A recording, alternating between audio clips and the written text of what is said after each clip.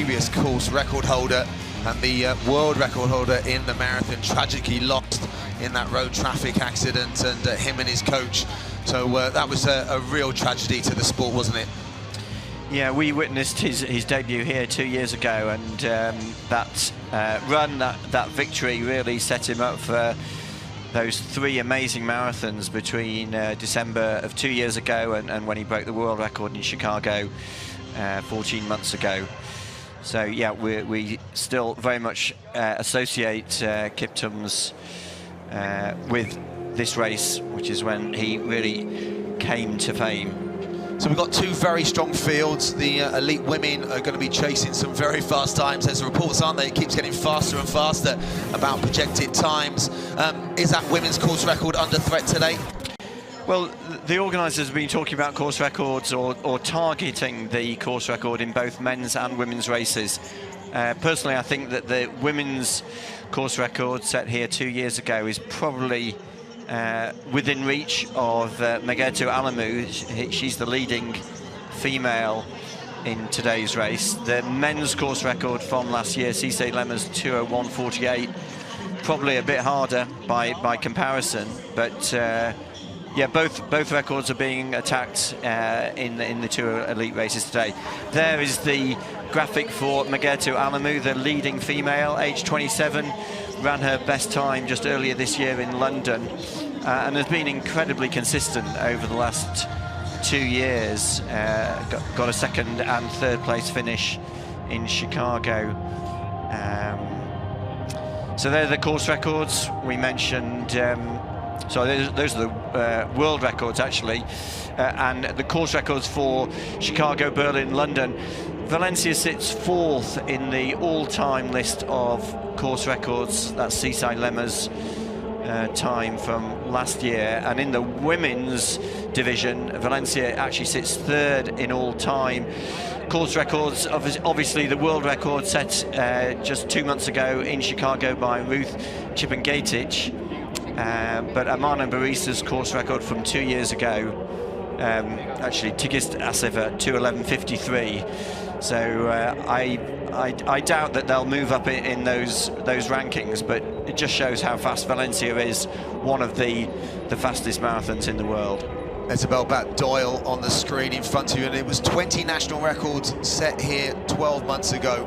And that is something that the organisers would love to beat. We had 60 people getting Olympic standards. The Olympic standards, or the world standards, have moved on from those Olympic standards this year. 2:06:30 for men and 2:23:30 for women. They're the standards to be in those reckonings for the World Championships in Tokyo. But yeah, there's a lot of people with an eye on those national records. Yeah, and obviously we're going to be focusing on the elite, but there were, thousands, over 35,000 runners entered here, and many of the, let's say, the good club athletes who've come here from right across Europe and further afield, they're looking for best times. I read somewhere that over 5,000 people had gone under 3 hours in last year's race. So Valencia has really built its reputation as a course for running fast times and personal best times. Evelyn Chichia, one of the top Kenyans, 2:22:11. Well, the race organisers have been talking about getting the most ever athletes under 2:20 in the women's race. I think they had 7 athletes go under 2:20 2 years ago, and that's another target that's been set by the race organisers to see if they can go a little bit better this year. Yeah, the pacemakers are going to be set with some steady times up front. And there's multiple pacing groups, and there's going to be groups formed, as you said, by just the sheer numbers out there. It is the big race almost to close out what has been a fascinating year. And that Ruth Chapman-Gatic world record just a few weeks ago. So there's the evolution of this Spanish national record. Novel's breaking that record last year, 2:05:43. Carlos Mayo's in this year, isn't he, Richard, with maybe an eye on that as well as another couple of other very, very talented Spanish athletes. Yeah, it's a very strong record that was set here. Tariku Novala's last year, 2:05:48. And on the women's side, Maïda Mayouf, she broke the national record, 2:21:27. Actually, her best time is 2:21.01, which was when she was running for Morocco 2 years ago. So it was between her Moroccan national record and Spanish national record that she switched allegiance. So we've talked very much about the course and how fast it is. We're going to have a look at the course that the runners will cover over the next couple of hours, starting here at the Maratona de Europa and heading down towards the port, past the venue used for the 2008 America's Cup, Valencia, and then going along Malvarosa Beach up into the University District, and they do a slight out and back before heading on to the Blasco Ibanez Avenue and then up past the 10-kilometre point, and then go on to the one big avenue, the Valladolid Avenue, and then swinging back down towards the well-known football stadium, the Mestalla Stadium, home to FC Valencia, and then back onto the Blasco Ibanez Avenue, and then comes back down towards the beach area at the halfway point. And it's at that point that they head north out back towards the city centre and along the very famous, what's known as the garden route, the Jardí del Turia. 28k, they go past the Torres de Serranos, and then they zigzag their way down into the old town, down the Calle de la Paz, past the town hall, and then heading out west out to the biopark, which is the zoo in Valencia, and then at 36k they turn left, coming back into the old town past the bull ring and the famous old North Station, the Estacio del Nord, 38k, and then they swing past the Porta de la Mar, 39.5k, and then through Gulliver's Park, which will bring them back down into this spectacular setting for the start and the finish in the Ciudad de las Artes y las Ciencias. There's the route unchanged from last year.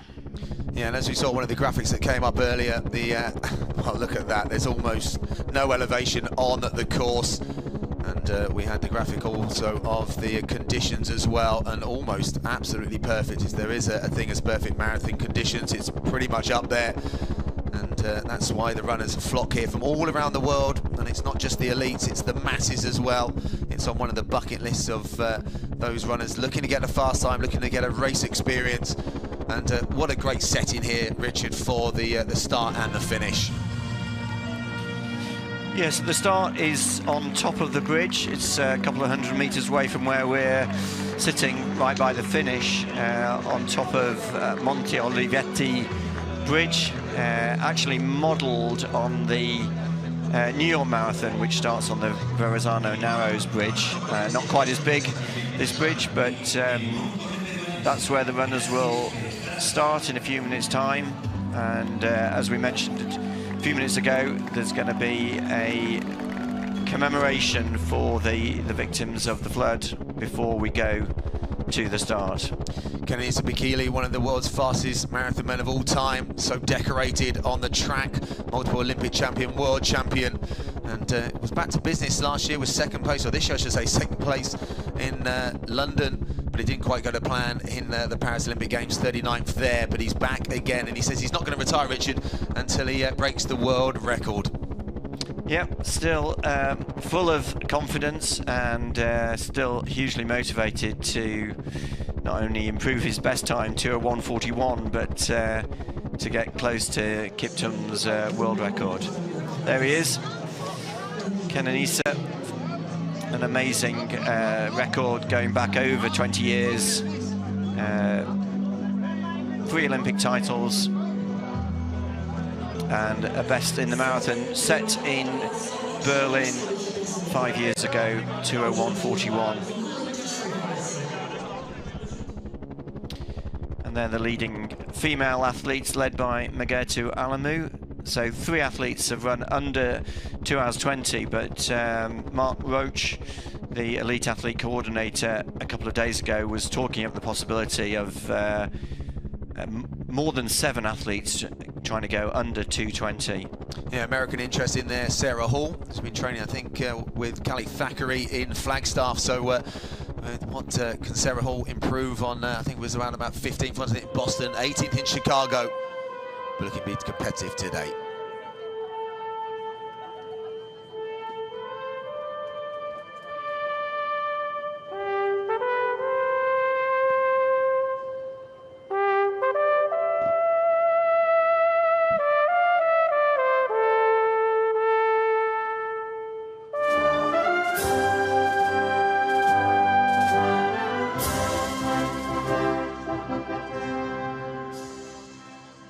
Valencians en peu al sense, que nostra veu la llum salude d'un sol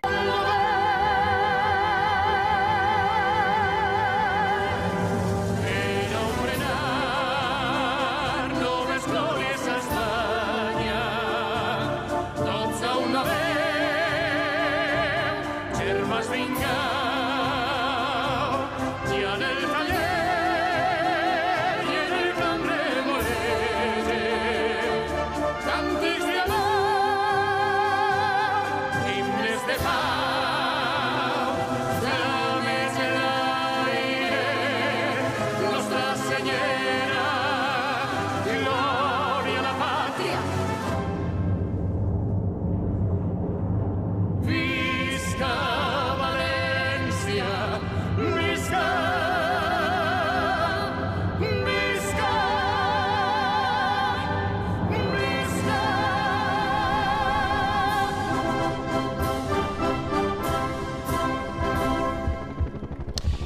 So the anthem of Valencia, we are just less than a minute away from the start of the race, and in a few seconds they're going to have a few moments of silence just before they fire the gun, and James and myself will also be silent in those moments.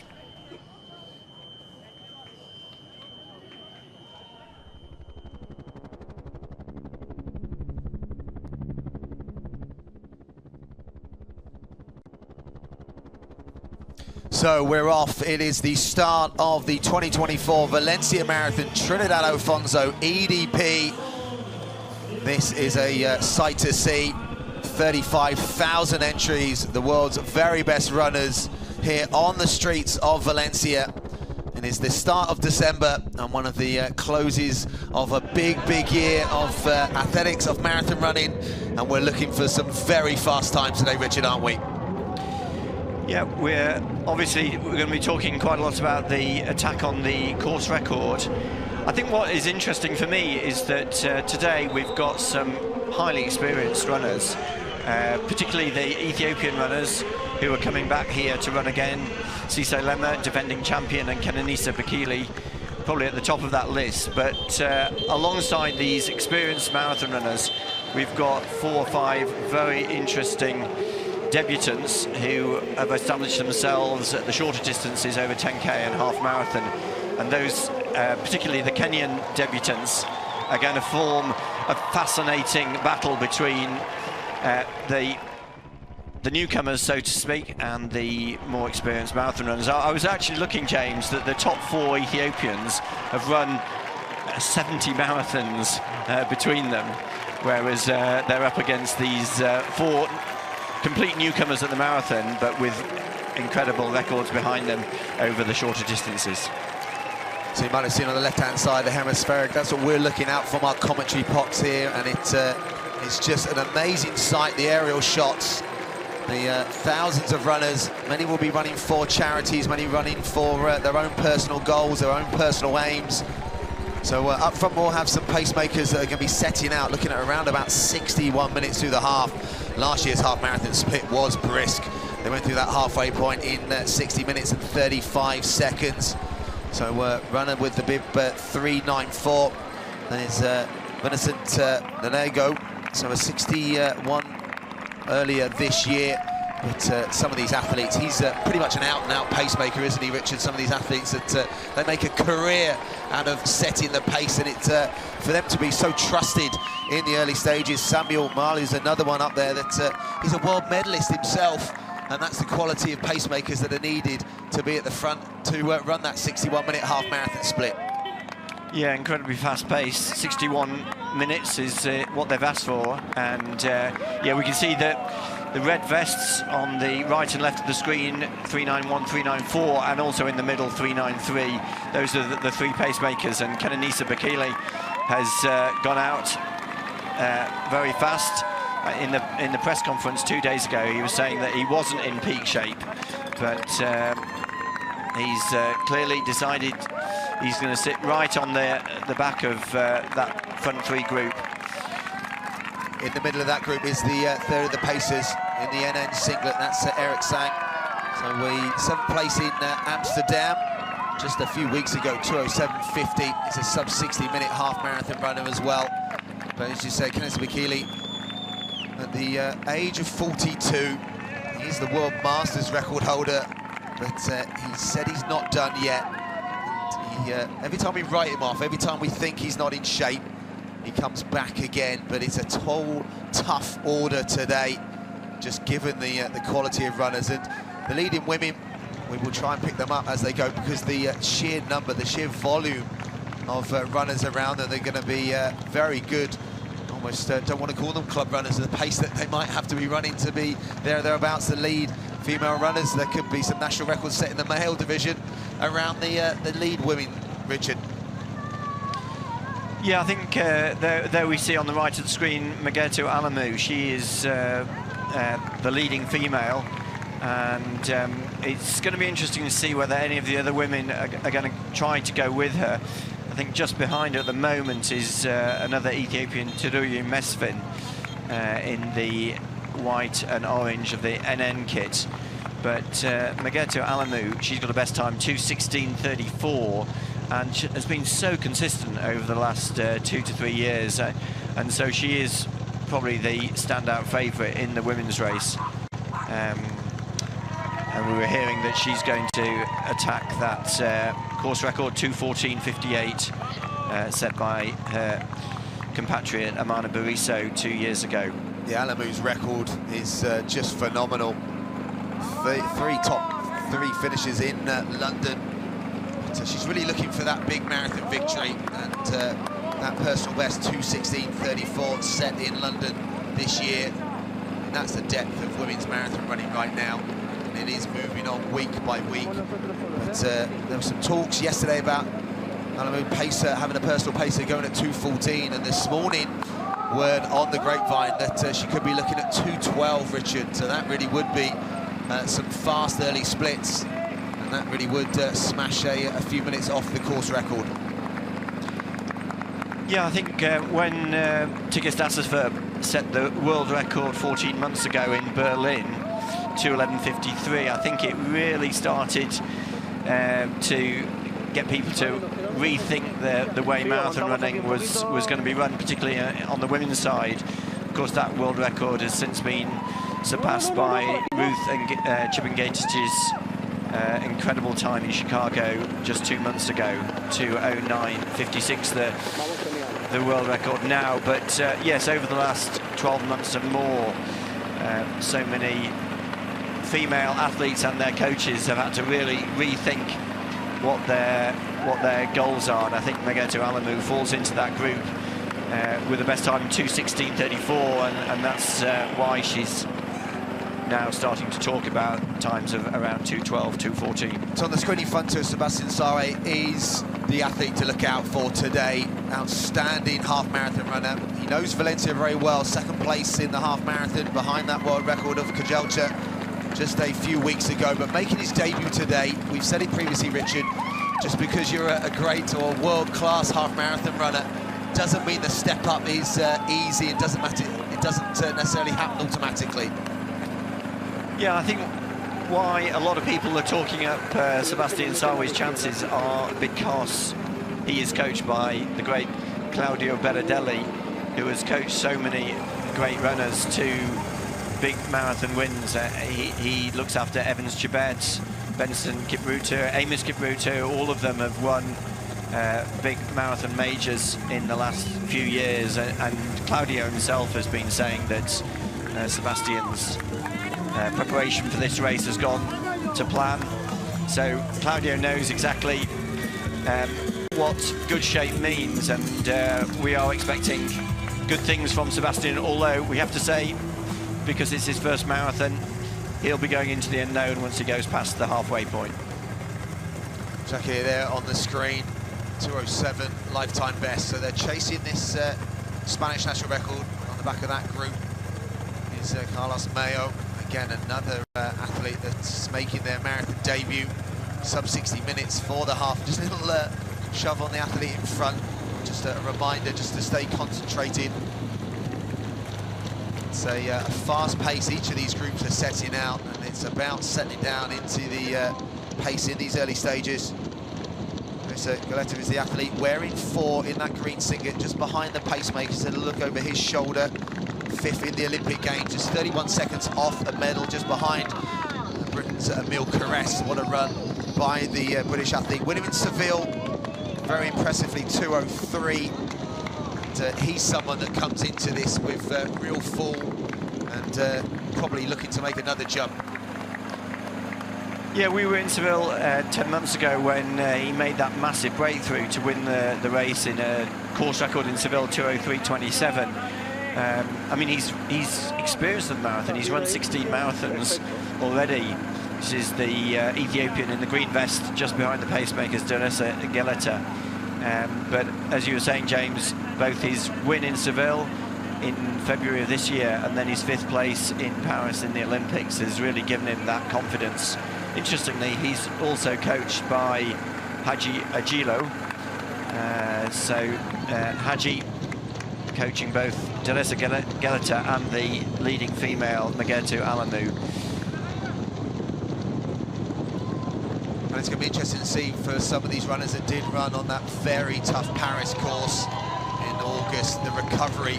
It was brutal, wasn't it, that big climb, as the right hand of our split screen shows the next wave of runners. That's what's needed to get the sheer numbers, the sheer volume of runners here. Just under 26,000 12 months ago, but 35,000 entries this year. And there was a real buzz around the city, wasn't there, Richard, when we were walking around yesterday, and even on our jog on the park, there was just so many runners out, so many people that have said have travelled here to be part of this experience, and it really is one that is just growing year by year. Not just European athletes, but people travelling. Tourism in marathon is such a popular thing right now. The climate is just so conducive, Richard, and the pancake flat course. Yeah, we've been here quite a few years now, James, and we've had great weather every year, and this weekend is no exception. 12 degrees, no wind, so it's very, very good for marathon running. And I think also, as you're saying, that the size of the city is such that there is this sense that the whole city is taken over by the marathon. It's not a huge city, and so many of the hotels are filled with marathon runners this weekend. Actually, my flight over here a few days ago, it was full of marathon runners, very obviously, getting off the plane and heading to the expo to collect their race number. And that's why there is this great atmosphere of excitement and anticipation throughout the weekend. And I think now we've got the second wave underway. I think there are 6 waves of runners that will see all 30,000 runners get off the start. But we're looking at on the left-hand side, the leading women, and Tiruye Mesfin. She is right on the shoulder of her compatriot Megertu Alemu.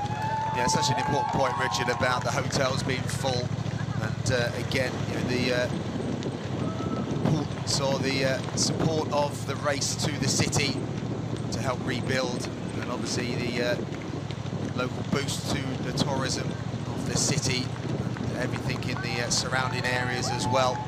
So our hotel was super busy of runners, especially during breakfast as well. Bumped into Paul Graham, who his wife Clara Evans, both of them Ponty Rodents. They'll be looking for individual times themselves, but I think Clara, one of the Brits, that will be chasing that world qualifying time, 2:23.30.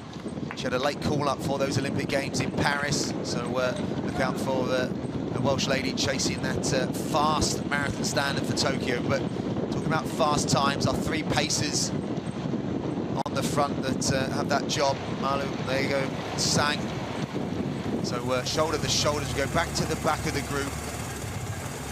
The Abessa Simbassa, 2:10.34.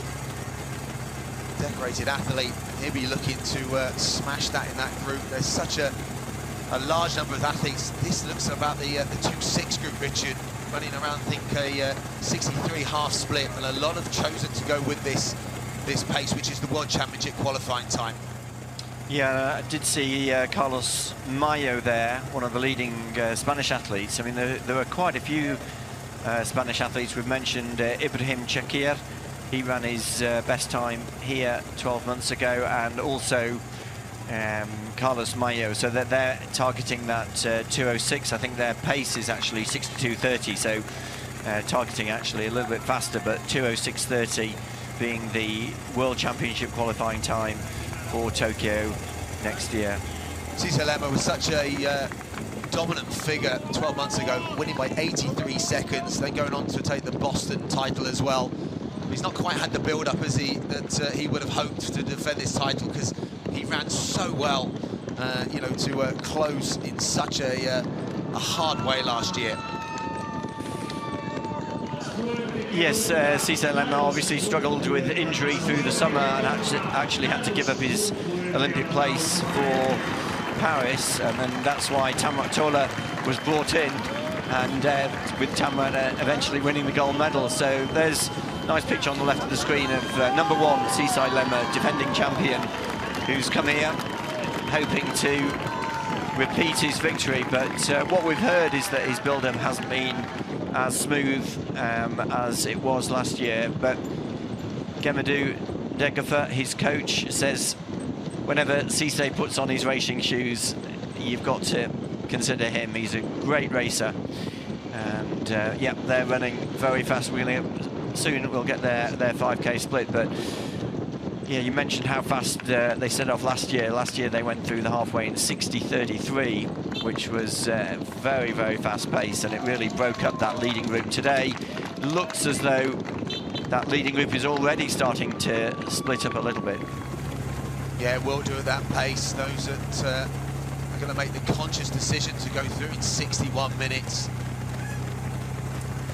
Bang there on the screen, 2:08:07. So again, tucked in this 2-6 group. It's just sheer volume, sheer numbers there at the moment, but you can see by the cadence on the side, Rabazak is another one of the Norwegian athletes. Obviously, Norwegian athletics in such a good place endurance-wise. Jakob Ingebrigtsen taking that 5,000 metre Olympic title. And then interestingly, going up against Sebastian Sawe in Copenhagen. That was a really fascinating one, running in the Diamond League 1500 metres on the Friday night, and then going up against the world's very best over half marathon just a few days later. And Jakob not back to the drawing board for half marathon, but maybe a little bit more respect to the likes of Sawe, just the sheer speed. And that's probably what Sawe needs to do today, is obviously have that same respect for the marathon, because obviously stepping up, the importance of refueling. We talked about that, didn't we, Richard, on the stroll to the course this morning, that nutrition, refueling is such an important part of marathon running. You might have seen the runners there dive into the right-hand side of their race course to get their drinks bottles, so they will have a different kind of mix of carbohydrates, of what they need at certain parts of the course, and they'll also be taking on gels as the race unfolds, and that's such an important part in terms of staying hydrated, staying refueled.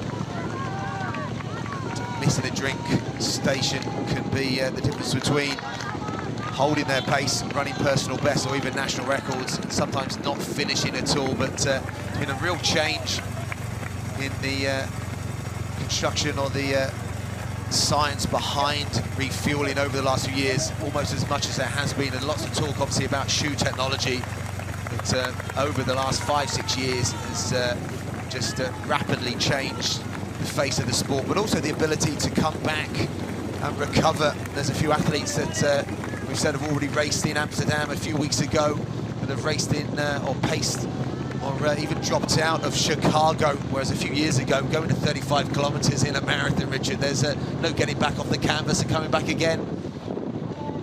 Yeah, I was commentating in Amsterdam 6 weeks ago, and the leading Israeli athlete, Maru Teferi, he was in that race, ran his best time, 2:05:42, 6 weeks ago, and he's back today I don't think he's gone out with the leaders, so he's probably been a little bit more conservative, but his best time prior to his PB in Amsterdam was 2:06.43, and I think that's the group, or that's the pace that he set off at today.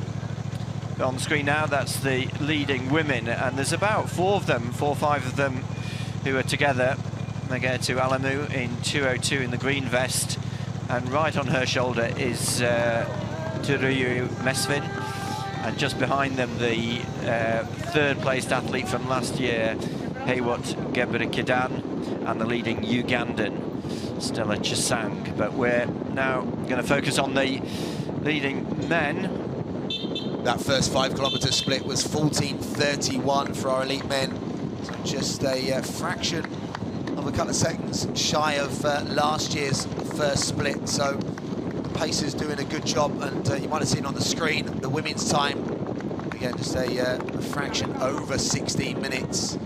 So it is quick in these early stages. The pacers just checking over their shoulders just to make sure that the group, and it is probably a group down to around about 9 or 10. Bakili is in that group. I think another athlete trying to come back from a little bit disappointment. Mahanu Legese, again another fantastic Ethiopian athlete. Dropped out of Chicago at 32 kilometers and citing a calf cramp that he said he had an issue 2 weeks before, I think from a sports massage. So said he was in great shape. Third in 2023 here, 2:03.16. So a podium previously at Rotterdam and Tokyo. So normally very, very consistent. And he would have been devastated to have to have dropped out of Chicago. But going again, maybe he'll look back on that, see that as just a long run in Chicago. Just hoping that that calf has recovered in time. There's our elite women. There's a lot that have gone with this early pace as well. That's a healthy lot of numbers, isn't it, in this early group in the elite women? Yeah, well, with the men and women starting together, there's plenty of men who are targeting that time around 2:15. So Alemu and her main opponents, Mesfin and Chesang from Uganda and Gebrselassie from Ethiopia, they're going to have plenty of company for the full distance. Interestingly, at the front of the race, there are about 8 athletes who've decided to go with this very fast pace set by the 3 pacemakers. We've got Sebastian Sawe, and just behind him, also in the Adidas kit, Sebastian Sawe, and then the green vest, Ethiopian Deresa Geleta, and also there, Andalak Beliu from Ethiopia. Kenenisa Bakili's in that group, and who else? Oh, Mahanu Legese, as you were saying, James, 2:02.48 his best time. So a very good, very strong group of about 8 athletes who have chosen to go with this pace. They're targeting that 61-minute time for the half distance. Yeah, that first 5K split was right where they wanted to be. The elite women, 16-minute time gives them of a 2:15 clock in. Sherik, the French athlete, 2:08.37 lifetime best. Richard Ringer there at the back of the group, the European champion in the marathon. That fantastic sprint finish in Munich, wasn't it, just a couple of years ago, where he really did close out the last few yards to take that title.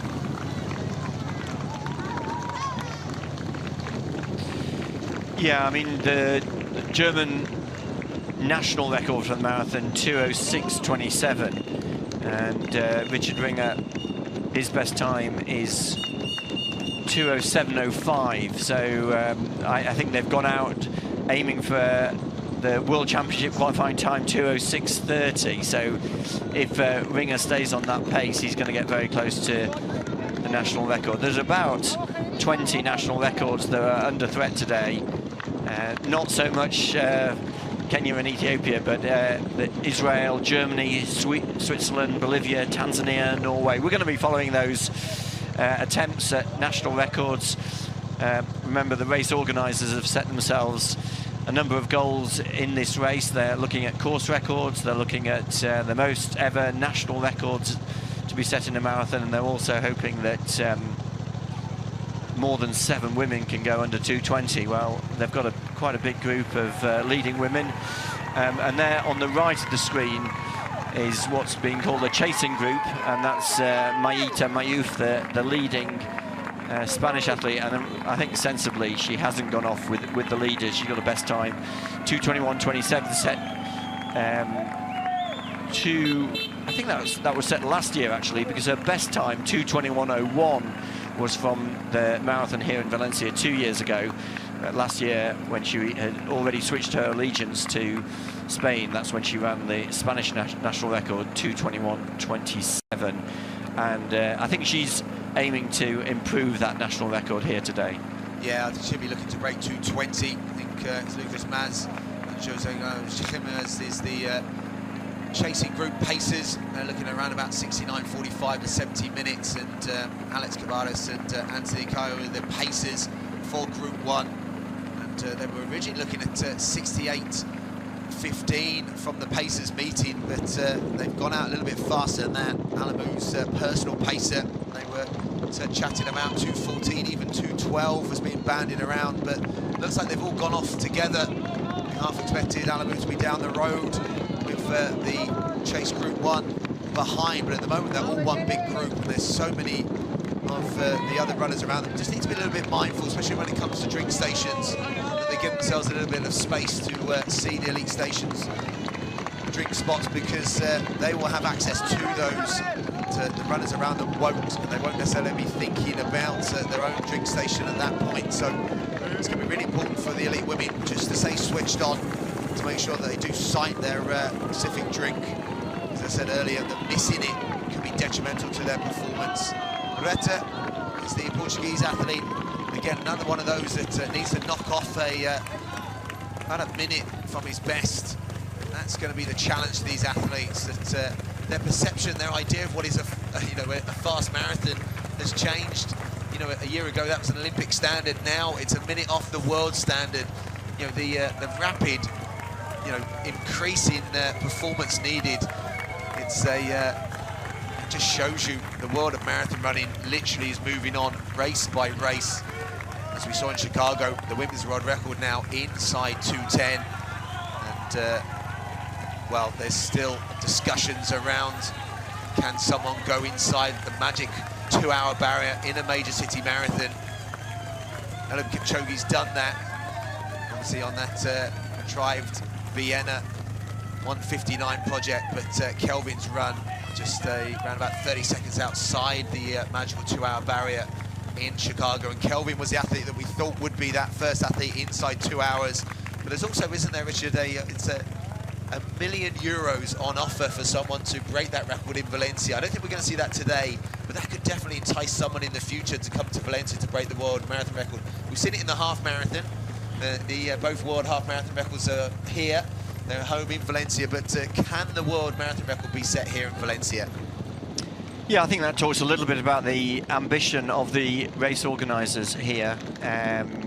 They've already set 8 world records in races in Valencia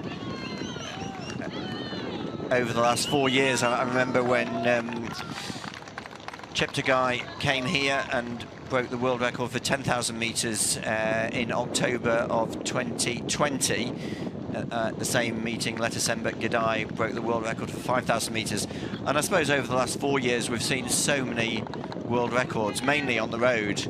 And the most recent of those was Yomif Kejelcha's world record over half marathon at the end of October, 57:30. So Valencia very much building up its reputation as the place in the world to run records, and we're looking to see what records are going to be broken today. The likes of Sebastian Sawe is one of those that with the speed he has over half marathon. But Kejelcha, when's Kejelcha's marathon debut going to be? Well, the speed he has on the track, but that world half marathon record was a special run here a few weeks ago. And So I know athletes like familiarity, they like going back to places that they've had really good experiences. So being that he's 2.5 minutes inside the 60-minute barrier for the half, has he got his eye on the potential world record maybe in 12 months' time? But great split screen here. You can see the speed of the elite men on the left and the cadence of the elite women on the right. They are both travelling, but making it look so relaxed at the speed. The men are coming up to their 10-kilometre split, so we're looking for around about the 29-minute mark to maintain that 61-minute halfway split. And that puts them within touching distance of that course record. There is the course record holder, defending champion, Tiruye.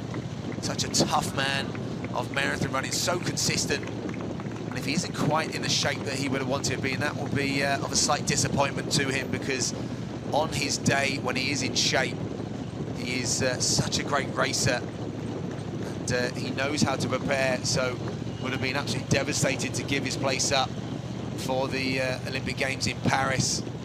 And that just shows the depth of Ethiopian distance running, where the reserve comes in and takes the Olympic gold.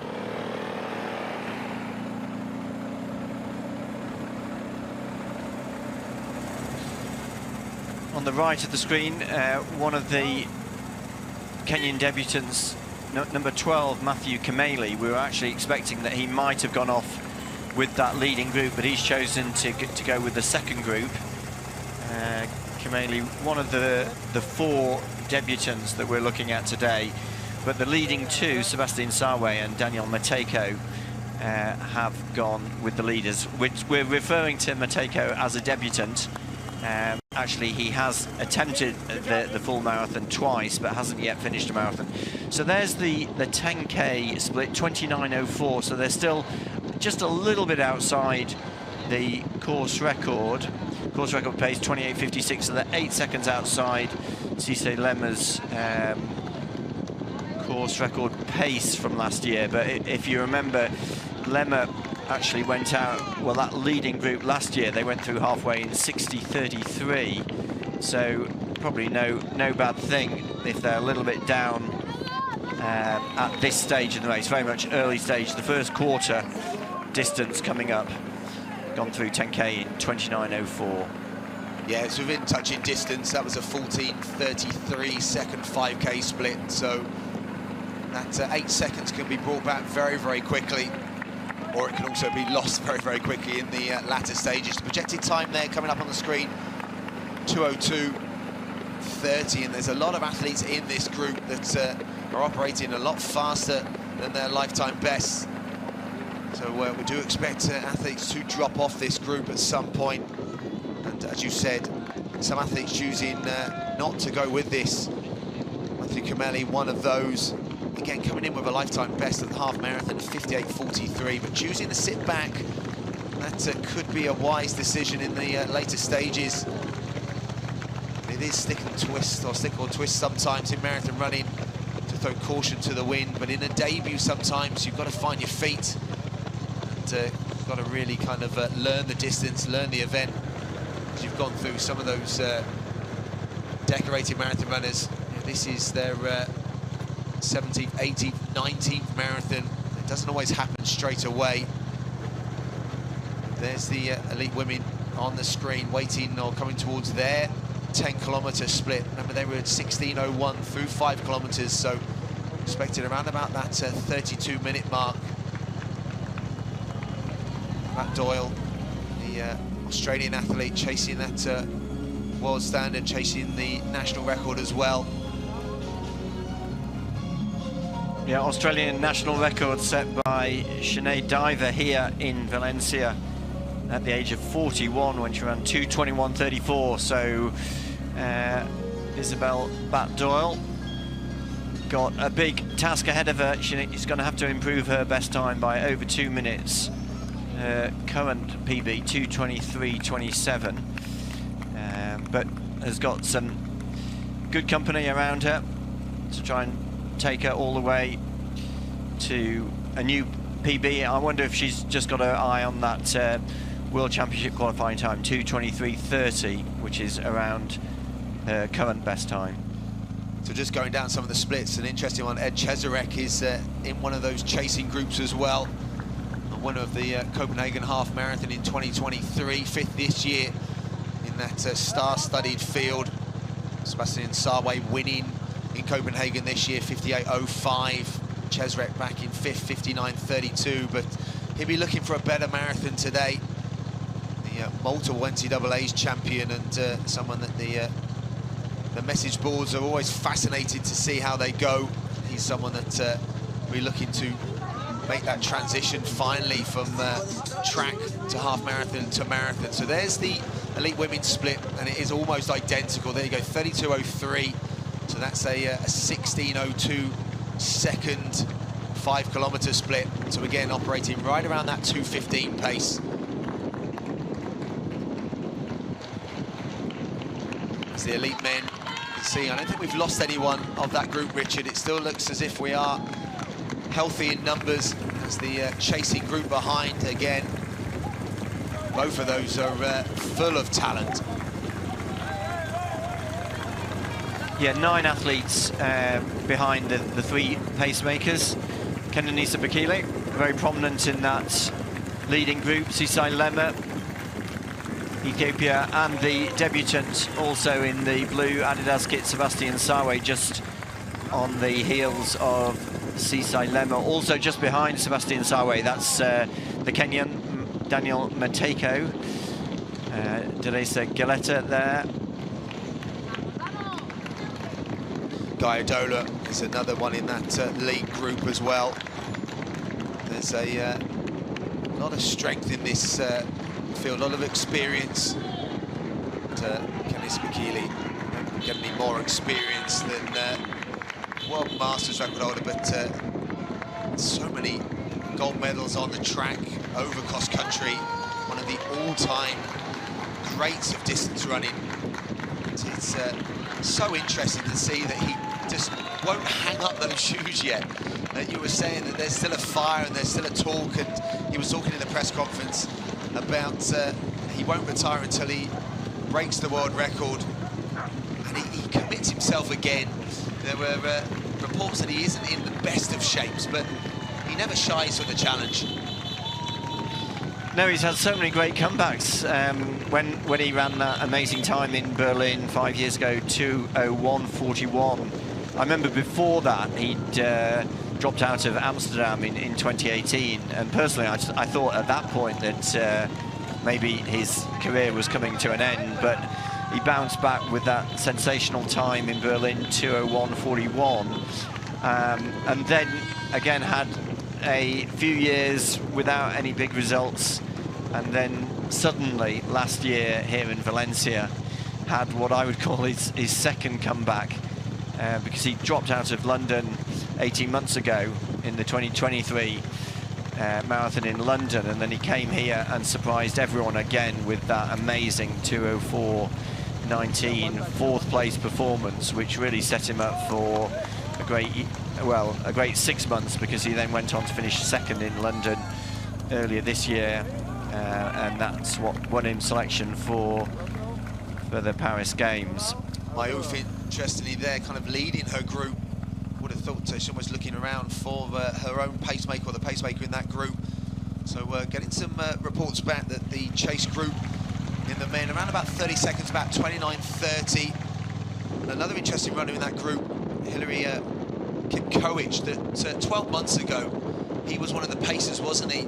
Tiselema taking him to 30k, and we said that day that Kipkoech could be the future, but he's chosen to sit back. I would have thought that he might have been one of those to go with his early pace, but he's in the group with Ed Chesarek, with the group behind. They're still operating around the 2:04 mark, so that could close. They could close that gap, but there's Tiselema on the screen. You can look at the relaxed running style. Sebastian Sawe almost just looks in Sunday run mode at the moment. So welcome if you're joining us to the 2024 Valencia Marathon, Trinidad Alfonso EDP. So maybe your Sunday long run is just on a little bit of a pause until the conclusion of this race. Do stay with us. men and women's races are of phenomenal standard. And, you can follow runners on the Valencia Marathon app as well, gives you a tracker, a leaderboard as well with the various splits, so you can follow the club runners that you've got out there, the elite runners that you know, to see who's making the numbers in this super strong elite men's and women's field. So Richard, they've maintained the pace through the first 10K. This is where it kind of settles down a bit now, doesn't it? The next few kilometres are so important, that the sheer numbers, also the pacemakers, especially in this front end. In terms of pacemakers, the longer they can go, we always talk about that 25 to 30 kilometre point. If we can get a couple of paces to that, then that course record could definitely be challenged. Yeah, so 3 pacemakers, and they've been asked to go at least until halfway, and hopefully a couple of them will stay into 25k, hopefully even 30k. Last year, Hilary Kipkoech, he did a great job. He was in the race until 30k, and that's when Sebastian Sawe, he took hold of the race and really ran on his own for the last 12 kilometres. But yeah, a very fast pace, and that group of 9 athletes who are following those 3 pacemakers, with our favourites and those 2 debutants, Sebastian Sawe and Daniel Mateiko. Sawe, an outstanding record really over the half marathon distance. He's run 9 half marathons, all of them under 60 minutes, and he's won 7 of them. Most recently, that win in Copenhagen in September when he beat Jacob Kiplimo. There's a nice view of Fionnuala McCormack, 2:23.58. I wonder if she's got her eye on that World Championship qualifying time, 2:23.30. And also is it Catherine McKinnon's national record as well. So Fionnuala McCormack is just, again, a phenomenal athlete. Again, we talk about longevity. Decorated cross-country runner that has made such a good transition to the marathon. Again, doing it year on year. So there'll be a big Irish contingent watching the feed this morning. And there's the Ponty Rodents vest of Dan Hamilton tucked in the middle of that elite women's group. There's big numbers in that group, and they're operating at the 2:15 mark at the moment. And again, it does make it a challenge, Richard, doesn't it, for the drinks stations? You know, the elite women have to navigate their way through what is probably about 20, 30 athletes around them, all running at that 2:14, 2:15 pace. Yes, you're right. I think for the elite women, that's going to be quite a lot harder. Stella Chesang, the Ugandan national record holder, coming to the race with her 2:20.23. She's one of the athletes aiming to go under 2:20 for the first time in her career. She's just on the shoulder of the race favourite, Megertu Alemu, in the green vest, right in the middle of that group on the right of the screen. Meanwhile, on the left of the screen, the leading men, they've just gone through, coming up to 9 miles. So about 14.5 kilometres done. They're going to come back past the FC Valencia Stadium, the Mastella Stadium. That's where the crowds are at the moment. But Sebastian Sawe and Deresa Geleta in the green vest, running alongside Kenenisa Bakila. There's in the blue Adidas vest Amdalak Beliu and Sebastian Sawe, Daniel Mateiko, Bahanu Legesa from Ethiopia. Just a little look on the screen there at some of the athletes chasing national records. Kibron is inside the Norwegian pace at the moment. Garbe, another one, Bolivian athlete, 41 seconds inside. Ari, 29.31. There's a lot of them in that group, that chase group behind, 30 seconds adrift of the lead group. There's the drink station navigated, and the relief for some of those athletes. There's a little discussion at the pace they're running at, sub 3 minutes per kilometre, making it look so easy. Deresa's got his drink, and you can see they have different ribbons on just to identify themselves. You can imagine if they all go for a table with the same drink. Kenisa Bakili there, such a beautiful looking runner, so economical. And he almost just doesn't really think about his age, and he's still thorough in his training preparation. He just knows going to Valencia that he's going to have fantastic conditions, fantastic pacing. Sebastian Sawe at the back of that group. And, another athlete in there as well is Balaus, again a World Championship full finisher in the 10,000 metres, and 5th in the World Half Marathon Championships in 2020. So again, a very, very strong Ethiopian athlete that doesn't always get the plaudits.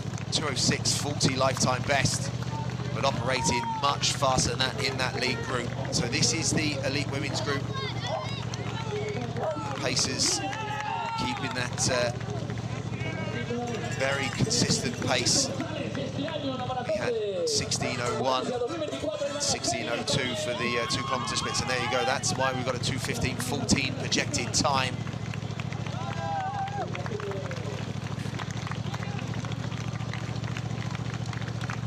Just a little look over their shoulder at various times, and you can see lots of different British club vests tucked in there as well. This is a marathon, and a lot of the Brits put on their bucket list of getting out to. Such an easy place to get to, various airports, and some flying into the likes of Alicante and making the short trip there. Carlos Mayo there looks a little bit like he might be struggling on the back of that group. Just a look over his shoulder. Doesn't look quite maybe as relaxed as you would have thought for someone that's run inside 60 minutes, Richard. You might not have thought that. Almost looks like he's gasping for a little bit of oxygen. There's the 15-kilometre split. So 43.03. So 36 seconds down on the pace of last year. But you said, Richard, it was quick, wasn't it, through the first half last year? 60.5, almost too quick in the end. So maybe this is a little bit more controlled. It's a little bit more respect to the course for that second half. Yeah, there's on the right-hand side of the screen, this is the chasing group in the women's race. Looks like Sarah Hall to the right of the screen there. Yeah, running her 4th marathon of the year. Ran the US trials at the start of the year and then went on to run Boston and Chicago. Chicago Marathon less than 2 months ago, but Sarah said she often trains over the marathon distance, so not that much of a hardship for her to come and run her 4th marathon, another athlete aiming to go under 2:20, but her best time 2:20.32, set in that year when she also finished 2nd in London. The leading women on the left-hand side of the screen, Megertu Alemu getting her drink, and the Ugandan athlete Stella Chesang has chosen to go at that very fast pace, operating quite a lot faster than she's ever run in her life before. Yeah, Sarah Hall operating around about the 2:20 mark. Next to her was Paul Graham, but I know he's shooting for that time. So that's the benefit that many of these elite women get, that they've got quality runners around them aiming for similar times, so they won't be on their own as the race unfolds. And the pacemakers on the right-hand side and the elite men just chatting to each other, almost just loping along, maybe just talking about whether the pace is on where they need to be, or whether they need to subtly pick it up. Well, one athlete we haven't mentioned is the Ethiopian in the green vest alongside Sise Lemma. That's Demiso Legessa. He's running his 3rd marathon today. Now, his best time is 2:15.11. So he is really taking a big chance, and maybe he's prepared much better for this race. Actually, his best time goes back 3 years. He ran that in Lagos, probably not one of the world's fastest marathon courses, but he's looking very good at the moment. But we're still at around, well, just beyond the 15-kilometre point. So that's why he's got the high number, 362. Not one of the fancied athletes, Lema and Bekele, wearing 1 and 2. And all of those fancied runners, they've got bib numbers between, well, the top 30 really. Lema in 1, Bekele in 2, Berhanu Legesse in 3, Deresa Geleta in the light green vest in 4, and Guye Adola, also of Ethiopia, in 5. Elisimo Legesse, as you say, unknown in relation to the others, but sometimes you've got to take a hit, haven't you? Sometimes you've just got to get in the lead group. He knows the shape he's in training-wise, and these groups in Ethiopia and Kenya just full of talent, and see the elite women splits come up, and it's the quickest split of the race so far. So that's a 15:50 split for that last 5 kilometers. So just a subtle pickup, but still very, very consistent running. The pacers just checking their watches. The elite women are rolling on at the moment. You can see women's course record pace 48:03. They're 7 seconds inside that at the moment. So that the race organisers will be absolutely delighted with the elite women going after this course record. Yeah, I think there's just 2 women now in that group. There's a very big group of more than 20 athletes. Obviously, most of them men, and there's just 2, as far as I can see, 2 female athletes. That's the race favourite in the green vest, just behind the front 2, Megertu Alemu, and just behind her is the Ugandan athlete, Stella Chesang. Yeah, Chesang operating way inside her lifetime best as well, 2:20. But the Ugandan has had some really good races, really good form. So again, not a great surprise to see her go with this pace. And again, a lot of them operating inside national record pace as well. So there's the elite men on the right-hand screen. The split screen really does do justice to the races, and seeing the races unfold as well in real time. You can see the beautiful conditions that the athletes have been greeted with today. So barely any wind. So around about, say about 14, 15 degrees now, maybe even slightly cooler than that. And some good noise on the streets as well. People coming out to support the runners. They know the importance of this city, known as the city of running in Spain, and they pride themselves. The riverbed has a beautiful running surface. Myself and Richard, we got a few miles on there last night, didn't we, on the 5K loop? And there were loads of runners out running last night, and they won't be people that will be on the streets today. They'll be racing the marathon themselves. They'll be cheering these runners on. But you can see the restaurants, hotels absolutely bustling with people that have travelled here. So the elites, they've got half an eye on the big prize money, on the selection for various national teams, because that is something, Richard, isn't it? The Kenyan and Ethiopian selection for the likes of the World Championships. We saw that last year with the Olympic Games. You know, they were very good athletes. Tamaratola, for example, not on that original selection for the Olympic Games. Yeah, very competitive to make the Kenyan and the Ethiopian teams. Be interesting to see which of the athletes are really serious about going to the World Championships next year, next September, for the marathon. Now the World Marathon Majors are so big, you know, winning one of the majors either in London or Boston, Tokyo, which will be, those are the marathons coming up in the first half of next year. Athletes have just gone through 18 kilometres.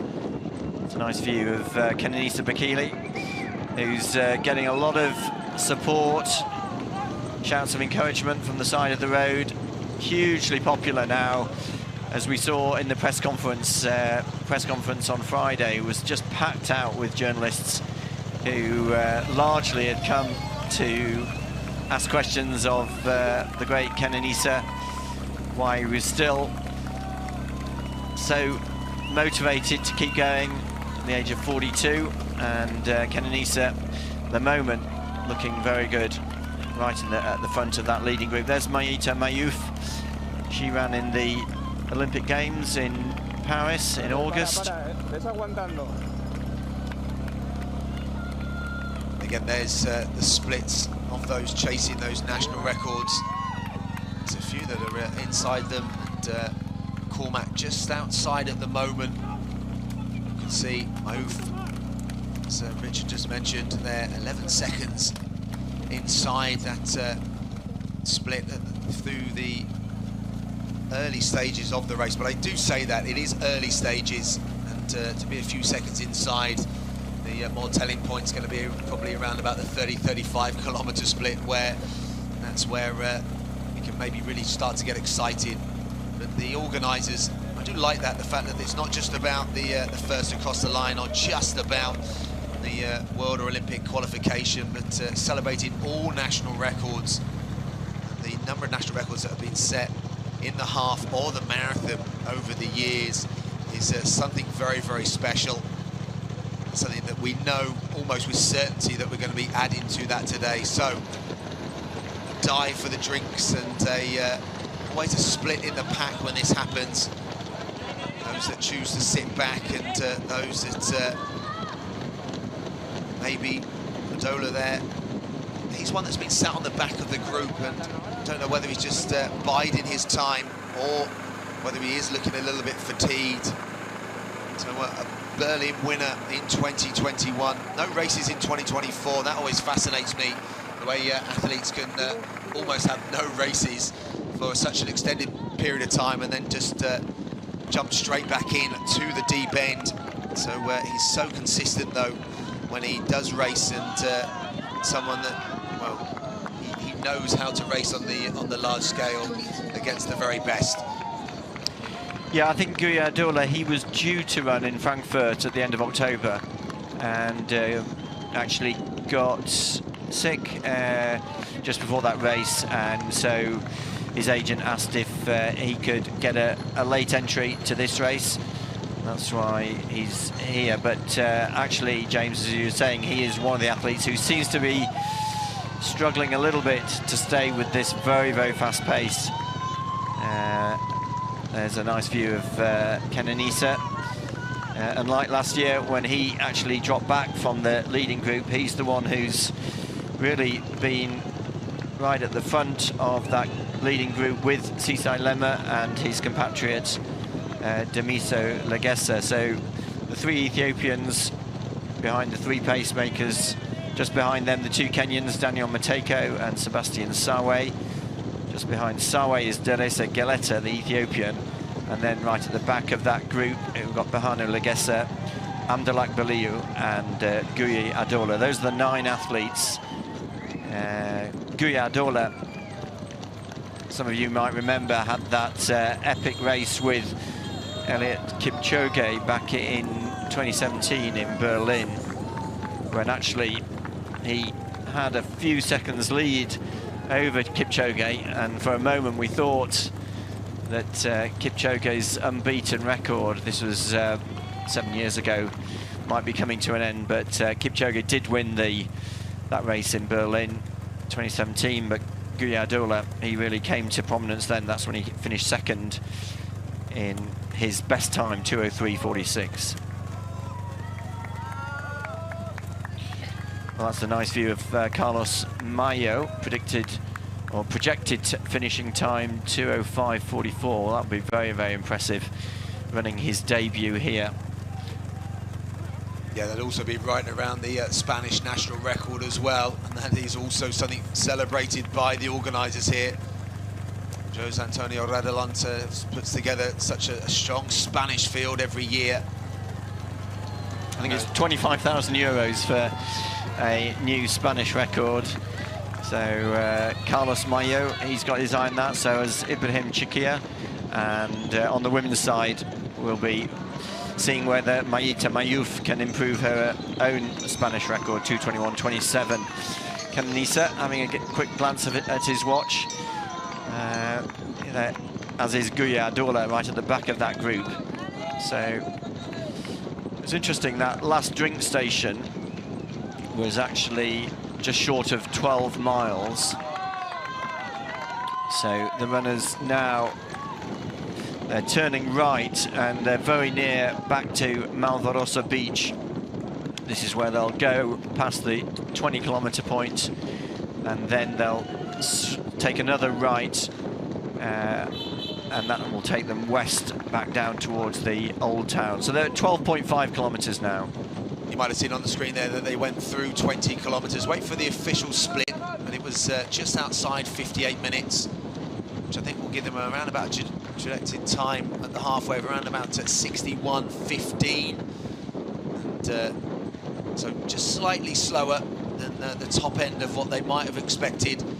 But again, there's quality and depth in this lead group, and there's some runners that don't even look like they've broken sweat yet. Sawe looks like he is out for his Sunday run in Valencia this morning. But this is still the very early stages as they come towards the halfway point. But there's still a lot of running to go. And, the pace is doing a great job at the moment. There's still 3 of them. That's going to be really important the further they can continue into the race. Last check we had, the chase group behind were around about 30 to 40 seconds. That may have extended with the elite women as well, operating very consistently. Just the pace had just given a direction. There you go. I wondered how it was going to work when they came towards the drink station, and just the direction and support of the pacer, not just in leading the pace, but directing them for those drink stations. Yeah, there's a nice view of the 3 pacemakers. Projected time at the moment, 2:02:34. Well, that's still very fast. Remember, the fastest time in the world this year, set in Chicago by John Correa, 2:02:44. So even if they finish in 2:02:34, which would be outside the course record set by Lemma last year, that would be a world-leading time, which would delight the race organisers, sort of furthering the reputation of Valencia as the place to run fast times. But the pacemaker's doing a great job at the moment, just outside that 61-minute targeted time for the half distance. So yeah, the chase group, Mayo's in the 3rd of those groups. So we 51 seconds. The likes of Ed Cesarek, Henry Kipkovic, there's Deresa is also in there. Abraham, the Swiss athlete. This is his last ever marathon. I saw him spectacularly win in Barcelona this year in a national record, 2:05:01. But he also, at the age of 42, deciding this is his last marathon. So he's in that chase group behind. And at the moment, he's operating, I think, in around about national record pace as well. And Mayo in that 3rd group, they are operating at 2:05.5. And he looks a little bit better than he did a few kilometres ago. And they're running around about 4:47 per kilometre, just inside or around about 3 minutes. I should say, sorry, 4:47 per mile and around about 3 minutes per kilometre in that 3rd group. The fact that they're doing that in a 3rd group, Richard, that is the depth here in Valencia. Yeah, incredibly deep field, and the leading athletes, well, Guya Adola looks to be working hard. He's just a few metres back from his compatriot, also in the blue Adidas vest, Anderlak Biliu, halfway 61:17. So as we were seeing a little bit earlier, projected finish time 2:02:34. So they're 42 seconds down on the time that Lemma and the leaders went through last year. They went through in 60:35, but still on for a very fast time, and a good group of them, led by Lemma and Deresa Geleta, who has actually moved up a little bit, and he's now right on the shoulder of Vincent Ngayo in 3:94, one of the 3 pacemakers. Guyadola at the back, working hard, but he is still in contact. Adola, number 5, running alongside Abdulak Baliu, also from Ethiopia, in number 8. And this is when the runners they cross paths with the fun runners, and they're going to turn their right down this beautiful avenue. Valencia is full of tree-lined avenues. It's one of the reasons, I think, that it feels like a very fast course. These wide tree-lined avenues, very flat roads, very good road surface. It's something that Sarah Hall commented on in the press conference. And there we have another look at the national records, which are being attacked by the German and Israeli athletes. Maru Teferi, he's in the race, got a best time of 2:05.42 from his run in Amsterdam 6 weeks ago, and he's chasing the national record set by Gashau Ayala. 2:04.53 is the Israeli national record. Yeah, Tadessa Abraham on the screen there. As I mentioned earlier, is he going to close out his career with a national record? That would be something very, very special. Teferi that, yeah, as you said, ran Amsterdam just 6 weeks ago, 2:05.42 there, and he said his recovery's gone really well. To come back just 6 weeks later, his superb powers of recovery, but also probably showing the magic of the super shoes and the ability to stay fueled and hydrated in marathons. Be disappointed a little bit with his 26th in the Olympic Games, but you know, someone that has medalled at the World Championships, he did that the year before, so he would have hoped to have been in contention in Paris, but that course was tough. Those chasing national records, there's a healthy number of them in that group behind. Just over 62 minutes through the halfway mark. So the elite women, a couple of minutes away from their halfway split. Thinking at 20-kilometre time, they've maintained it. There you go, 2 seconds inside course record pace. So the women went through last year, 67.29 through the halfway mark. So looking to be very, very similar today. Yeah, Megertu Alemu, she actually did run in the Olympics, had a disappointing race there. I was talking with her coach, Haji Ajilo, a few days ago, and he told me that she was actually sick going into the race.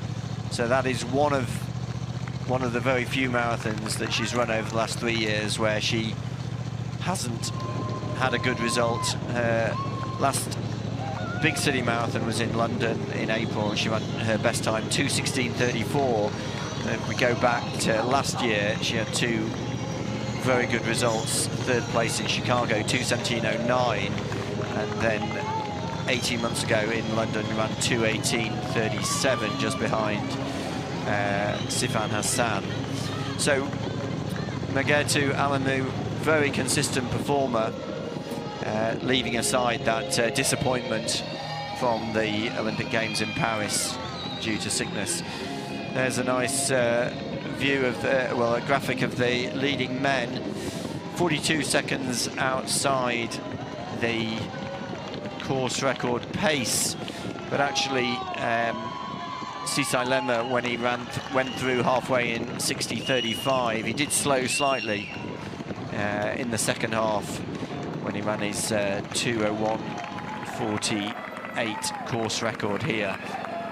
Yeah, and you can see the projected time there in comparison to last year, and it's that control over the last 2 kilometres, so they have maintained it. There was a big increase last year, one of the 5K splits, as you can see on the screen just then. But they've maintained the pace, so this is going to be interesting now through the next 5-10 kilometres. Who's feeling it? You can just see it just starting to splinter at some of the drink stations. Sawe still looks very, very good on the left of the screen, just behind the pacemakers, and maybe the first sign of a little bit of fatigue in Kenneth Bakili, but the unless he just went back for his drink, that sometimes is a real key factor, that the importance of getting their drink on board. They have to drop back to get it. And he's so experienced, he won't panic if that was the case.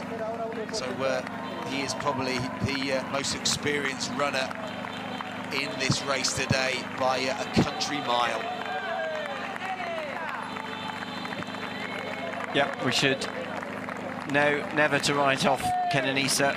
We watched him here run last year so well, but yeah, it is a little bit worrying for him because the pace this year isn't quite as fast as it was last year when we saw him drop back from the leaders. So Kenenisa himself said in the press conference a couple of days ago he wasn't in peak shape. He wasn't coming into the race trying to break the course record, but looks as though he might be struggling a little bit.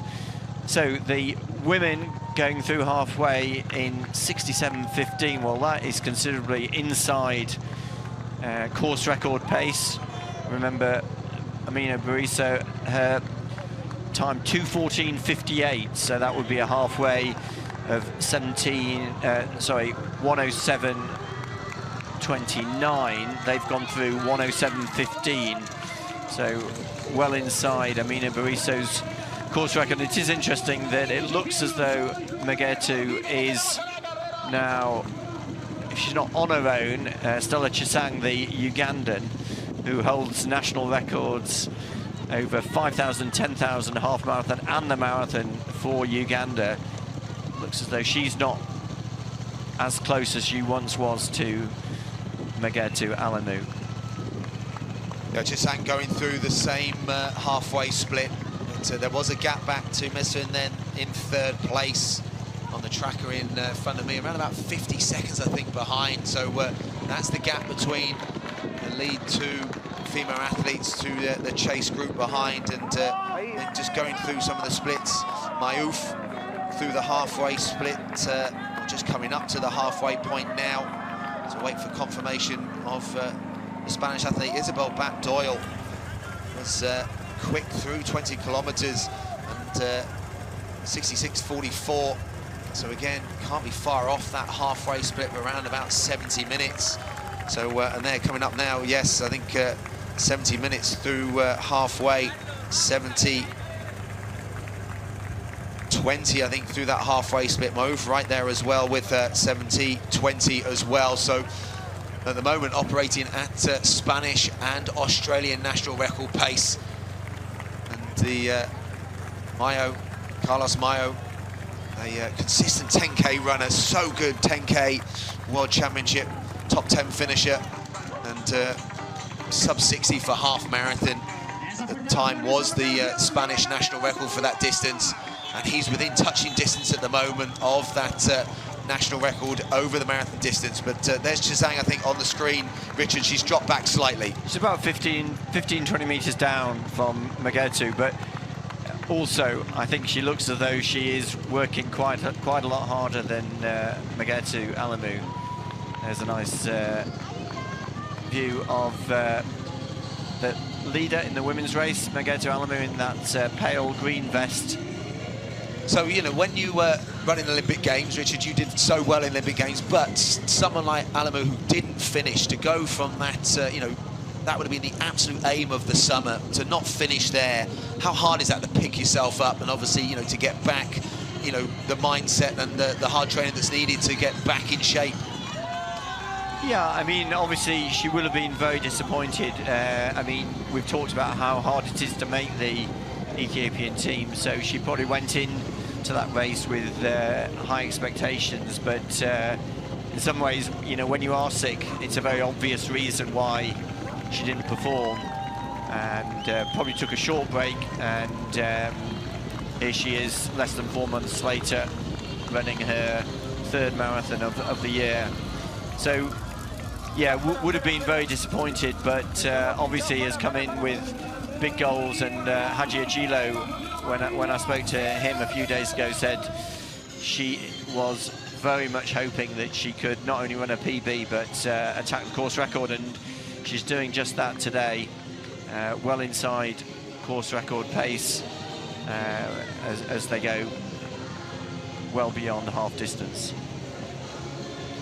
So some notable athletes through the halfway mark. Sarah Hall through in 71.40 in 12th place. Clara Evans, the Brit, in 19th place in 72.20. So that's the depth at the moment. Top 20 inside 2:25 pace here. So there's Sander Moen, the Norwegian athlete who's run so well again over the half marathon, over the marathon. Just a little look over his shoulder, his best back in 2017 for Fuka. I don't think we've seen the results yet this year, Richard, of the Fuka Marathon that would have been during the night. So we need to refresh our laptops, see who did come out on top in that race. So he's through halfway in 62.22. So again, inside national record pace, and there's such a big number of athletes chasing those national records, and you can see that group there with their pacemakers as well.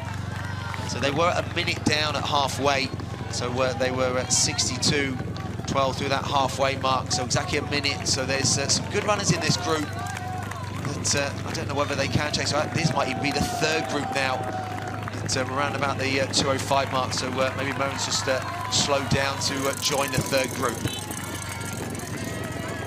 Well, this leading group now is starting to split up. We've seen Kenenisa drop back, and very interestingly, Guya Adola, who 15 minutes ago looked to be struggling at the back of that group. He's the one who is now right up with the pacemakers. Guya Adola, Sisai Lema, Ethiopia, Daniel Mateiko of Kenya, Deresa Geleta, Bahanu Legesa, and Sebastian Sawe running his debut. So 6 athletes now right at the front of the race, and they have still got the 3 pacemakers. Remember, 2 of those 3 pacemakers in the red vest, the red pacemaking vest, and then the other pacemaker, 393, Eric Sang, in the NN colours right in the middle of that group of 3. So it is Amdalak Baluyo, number 8, who is the next athlete to drop off. Yeah, his form's gone. You can see that the lead group are disappearing off into the distance, chasing those electric vehicles. The check of the watch, Adola, I almost wrote him off a few kilometres ago. He looked fatigued, he looked tired at the back, looked uninterested, but that's what the early stage of the marathon is about. It's about clipping out those miles, those kilometres, and almost like a game of poker, not showing any of your cards, because there is so much running. But one thing I did say is he's very, very experienced, and he's also very good at getting on the podium at big races. But almost his little surge, and maybe just takes a little look to go back to the back of the group. Maybe he showed too many of his cards, then he wants to go back and be a little bit anonymous at the back. But someone that almost can't be anonymous, Sisa Lema, again, his ability to podium in the major city marathons is only a few athletes have a better record than him, and obviously that time that he threw down 12 months ago, I think cemented his record in top-class marathon running, and it was so impressive 12 months ago.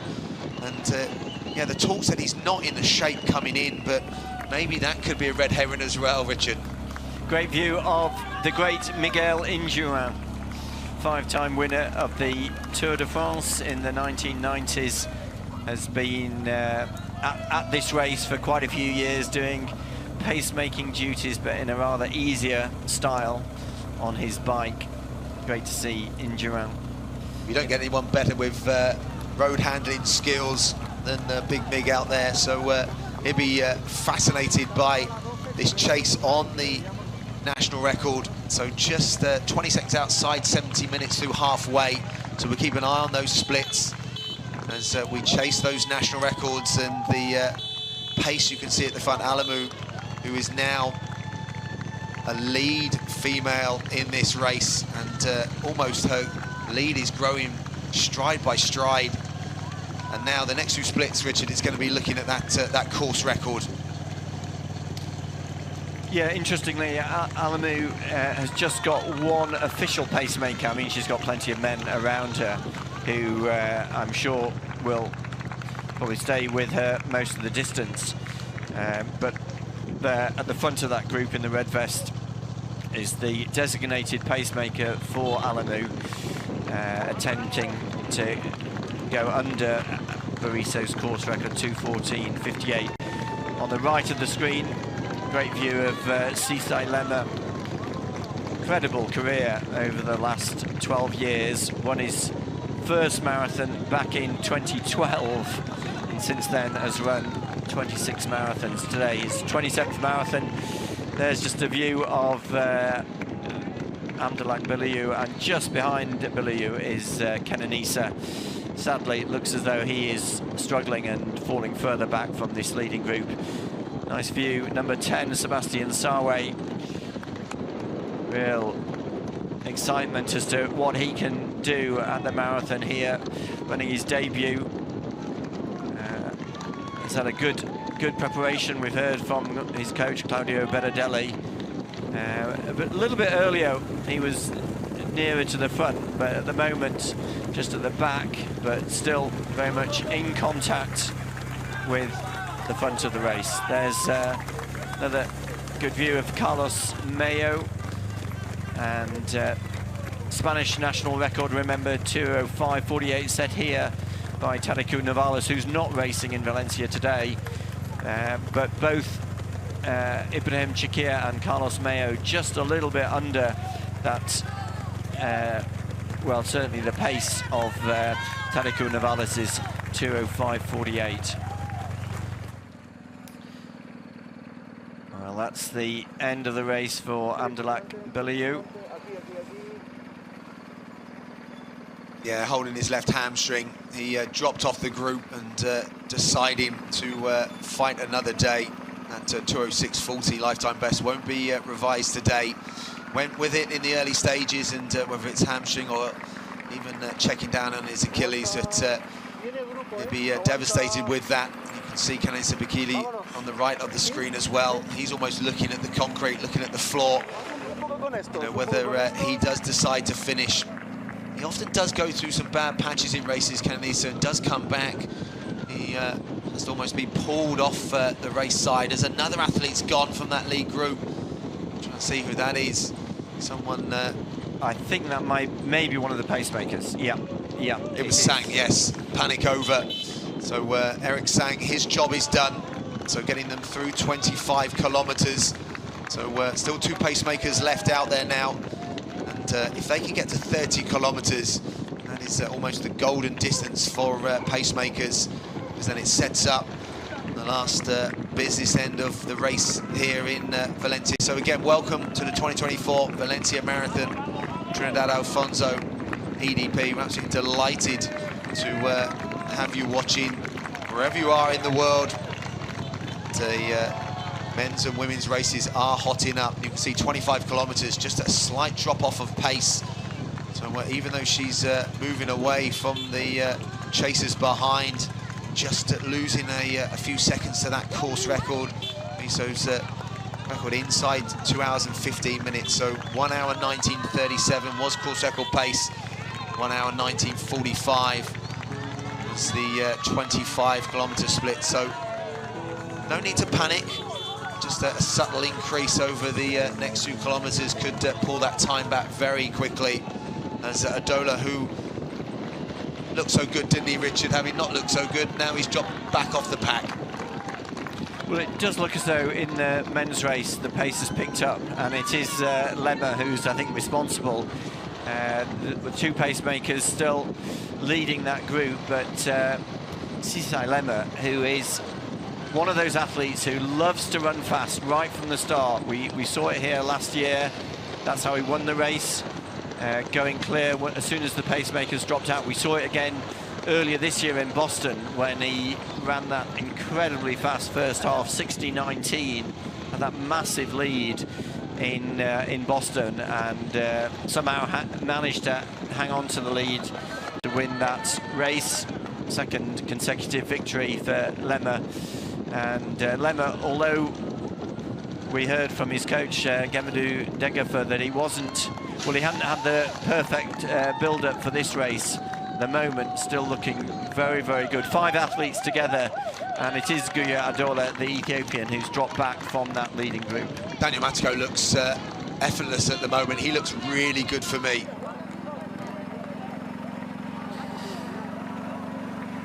So the athletes are now, I think this is the Torres de Saranos, one of the famous monuments in the town.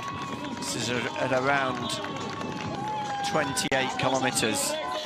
That's right, Richard.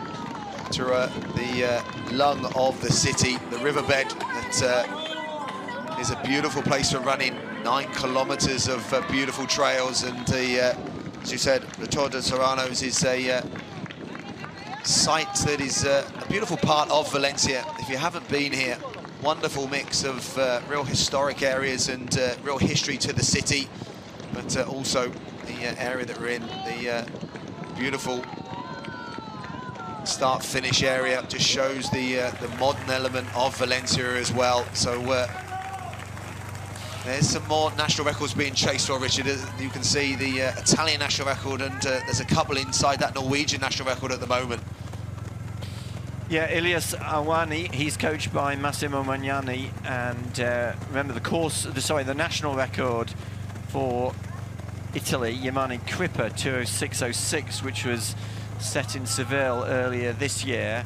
Maru Teferi, he's under the Israeli national record of 2:04.53, and that's a lot faster than Maru Teferi's ever run in his life before. And what's incredible, as we mentioned earlier, is that Teferi's running his second marathon in 6 weeks, having finished 3rd in Amsterdam at the end of October. So, yep, some national records under threat. There's Carlos Mayo running alongside the Kenyan debutant Matthew Kimeli. So on the right of the screen is the leader in the women's race, Megertu Alemu. Looks as though she is now clear of the second-placed female, Stella Chesang. Still plenty of male athletes around her, including her designated pacemaker. And on the left of the screen, the 5 athletes following the 2 pacemakers, and it is the Kenyan Vincent Ngayo who is really doing a great job. Well, the 2 pacemakers, they're going to clearly lead the group through 30 kilometres. Megertu Alemu has a lead over Stella Chesang of around about 14-15 seconds, so it's still closable for the Ugandan athlete, who's again running way inside national record pace at the moment. And Mesfin is over a minute back in 3rd. Evelyn Chichir, another athlete who's a minute back on the lead in 4th place. And then there are gaps, but on the leaderboard it shows gaps. But as we go back to Madith Maouf, who's also through 25 kilometres, maintaining around about 5 minutes and 29 seconds. You can see, yes, 20 seconds inside national record at 25 kilometres. So knocking on that door of breaking 2:21 today. She has run faster than the national record when she was representing Morocco, but today it's about how fast she can run to set those Spanish figures, and projected 2 hours 20 and 40 seconds. So maintaining really consistent form through the first 25 kilometres. So there's again some beautiful sights of the city. Christmas decorations are out. The numbers on the street, you can see, enjoying their running. This is a city that celebrates fast running, but also mass running. The welcome runners from all over the world. The Kenyan and Ethiopian runners that we have in this league group.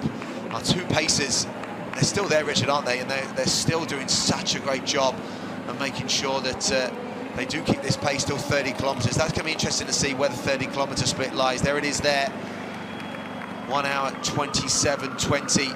So last year 1:26.04. So we're significantly now outside course record. So they would have to really go through it over the last 12 kilometres to get near the course record.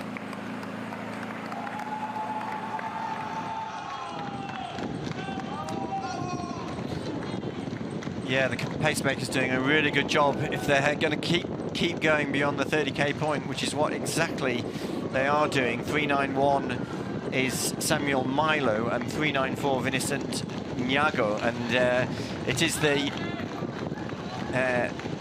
394 athlete, both Kenyans, Vincent Nyago. Interestingly, he paced here in Valencia the end of October when Agnes Ngetic was attacking the world record for the half marathon, and it'll be interesting to see whether they keep going, and still looks full of running. Number 394 Vincent Nyago has actually opened up a little gap on that leading group of 5 athletes who's running. They're running with the other pacemaker. One athlete we haven't yet mentioned in much detail is Bahanu Legessa, really experienced Ethiopian runner. Had his purple patch in 2019-2020 when he recorded 2 victories in Tokyo.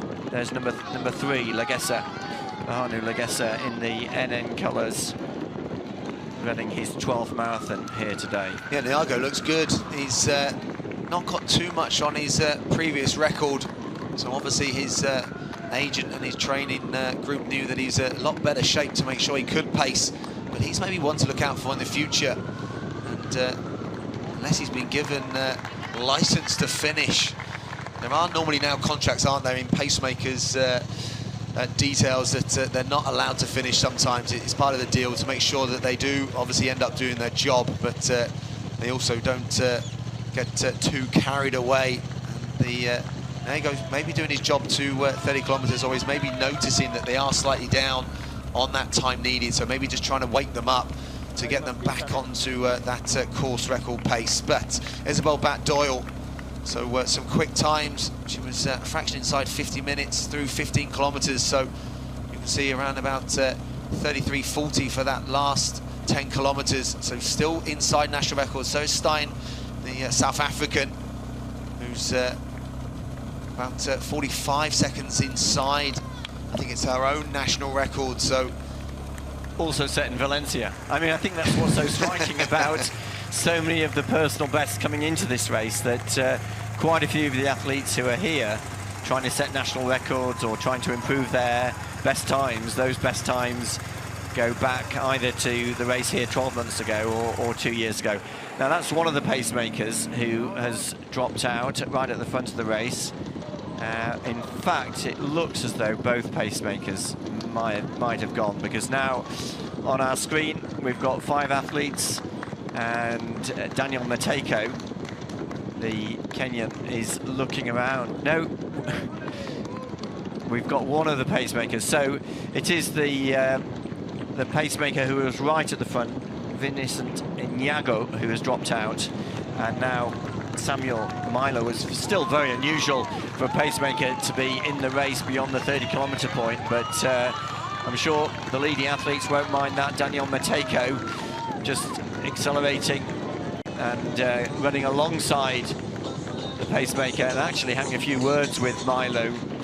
I'm sure that he's hoping that the pacemaker will continue for a few more kilometres, but they've done a great job, the 3 pacemakers, and Milo still in the race.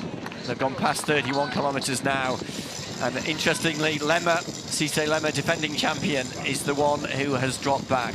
Cisse Lema has gone, yes, so the defending champion is not in this lead group.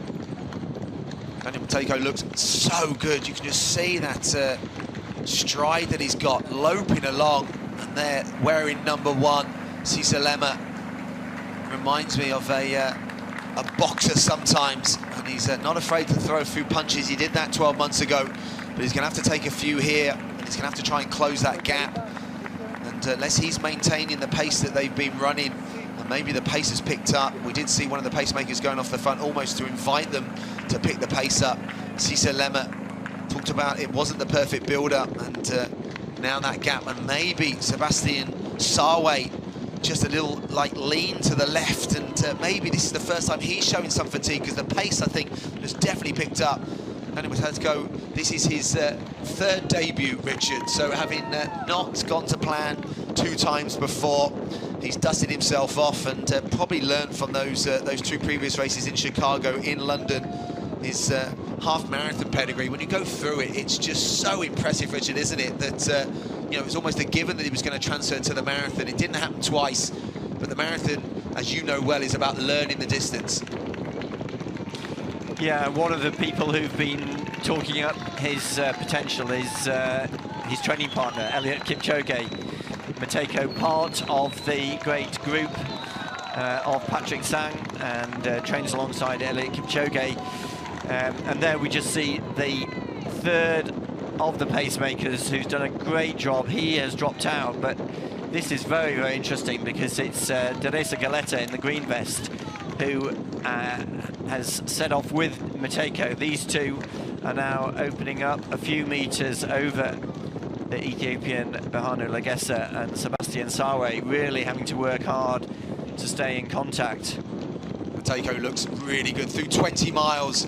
So were those runners sat at home or maybe lying on the sofa and have run a marathon before? No, the marathon really probably only starts at 20 miles. In the fatigue in the legs, in the quads, and at the moment, then Mateiko looks like he's got none of that. Just see that heel recovery, and almost looks as if he's on the track, very relaxed arm style. Almost looks like there's not a bead of sweat on the NM runner's head. And this is very impressive, Richard, and probably with less than half an hour of running to go, Geleta is the only runner that can go with him right now. And they are in single file for being in that big group for so long. Sebastian Sawe is trying to stay in contention, but I think the pace has just picked up front. It's going to be interesting to see what this next 5K split ends up being. It will be. I mean, they're less than 10 kilometers from the finish, having gone through the 20-mile point, and it is Mateiko who's really picked up the pace. Geleta, the Ethiopian, having to work very hard to stay with Mateiko. Remember, Mateiko was second here in Valencia in the half marathon just 6 weeks ago when Kajelcha broke the world record. He ran 57:30, and Mateiko finished second in 58:17, which was a lifetime best for Mateiko over the half marathon. So Mateiko does know Valencia, but running his first marathon here and looking very good. And there's the leading female in 2:02, Megertu Alemu, getting some instructions from the athletes around her. Yeah, got two pacemakers, one in the red vest and one in the green vest. Oh, and Mateiko, well, he's opened up 5 or 6 meters over Geleta. So there we see our first 4 athletes. Daniel Mateiko still looking very composed out in front, number 11. Second place, Deresa Geleta. And there's the leading Spanish athlete, Maïta Mayouf, accompanied by the great Miguel Indurain on the bike, doing the pacemaking duties for Mayouf, chasing her own Spanish record. You could maybe just see some signs of fatigue on Mayouf there, operating at that national record pace. Alemu looks so relaxed again, very much like Mateiko, where she's just floating along the surface. But 31 seconds down on the course record, 1:35.55 through 30 kilometers. So she's going to need to pick it up. But she's there or thereabouts, inside her own lifetime best. Performance 2:16.34 around about the 2:15 high mark at the moment. But it is single file with similar gaps between. Geleta in second place, Sebastian Sawe. Mateiko, the leader in that NN singlet, wearing number 11.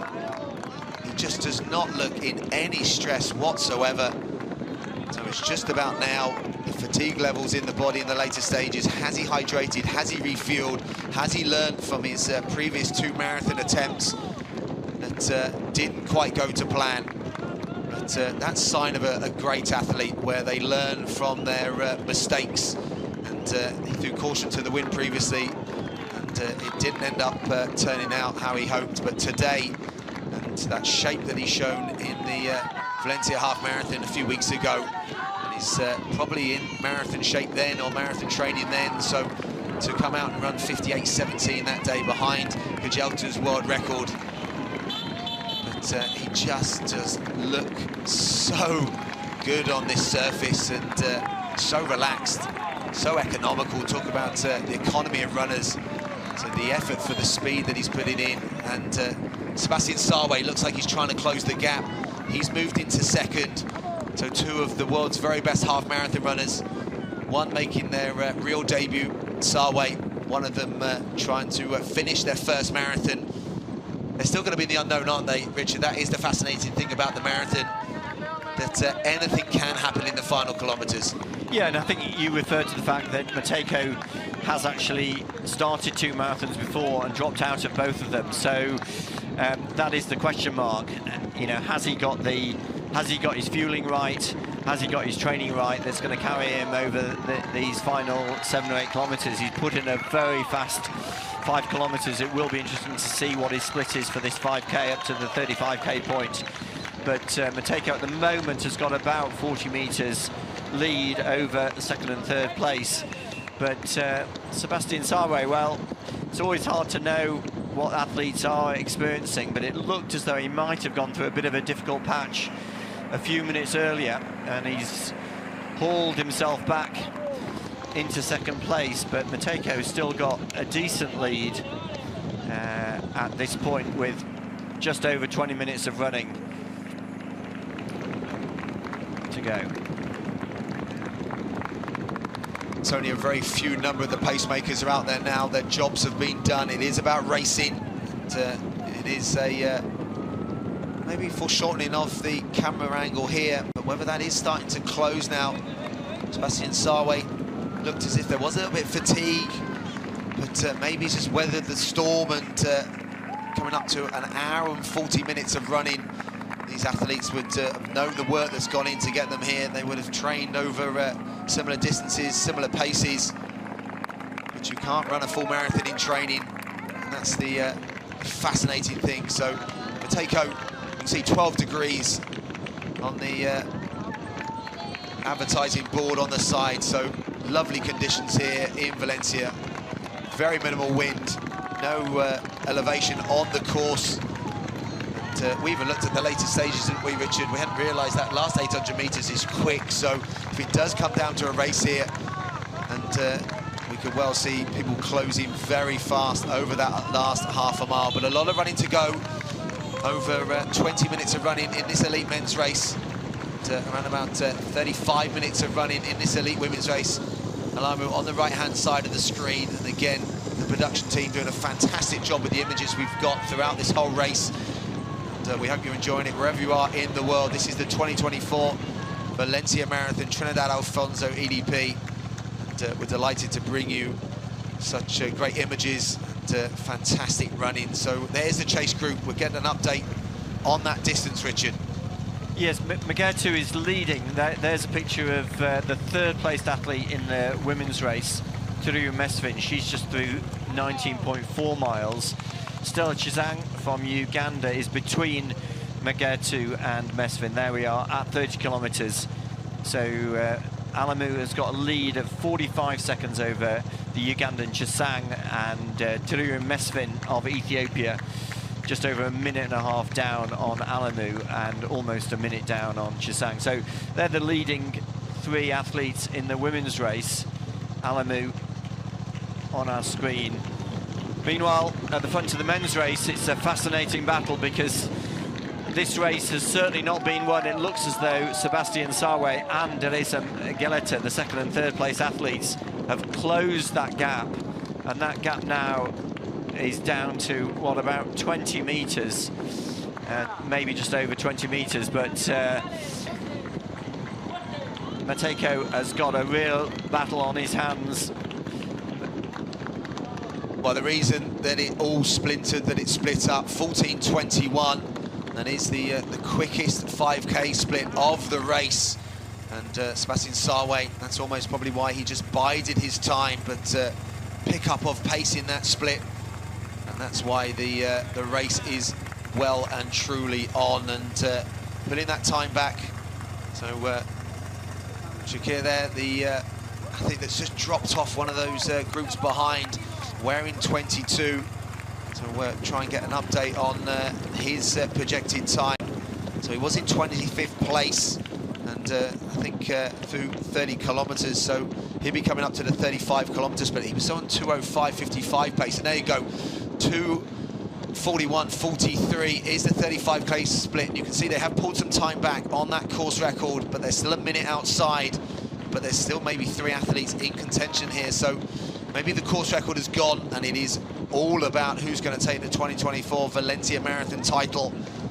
As you can see, that 17-second gain on the course record, but whether they can maintain this ferocious pace in the closing stages. And Mateiko just for the first time, just showing a little bit of fatigue, just a little look over his shoulder. That speed and cadence has just slowed down just very, very slightly, and just maybe the first signs of fatigue. And Geleta, he looks pretty good at the back, and Sawe, who maybe's weathered the storm. I think we've got a race on our hands, Richard. We've got a race on our hands for sure. Mateiko, I think for the first time, aware that he is being hunted down, and that gap is very, very gradually closing. And it's very interesting how now it's Sawe back in second. A few moments ago, it was Geleta who was leading them, but the 3 of them athletes are going to come back together, and it's going to be very interesting to see how Mateiko responds as he gets caught. Yeah, because Geleta, obviously, you know, we were so impressed with him in Seville, and he smashed it that day. He would have obviously been half delighted with such a good finish in the Olympics, but to be so close to a medal would have also been disappointed. That's Sebastian Sawe. I thought he might just sit on Mateiko then, but he doesn't. He literally just glides by, and look at that, such a change. Mateiko goes from looking ominous, looking as if he was going to float away, was going to run away with it. Sebastian Sawe weathered the storm. That's Daniel Mateiko just got it wrong very, very slightly again, but you can just see that fatigue. You can see the beads of sweat that just weren't there. 5 kilometers.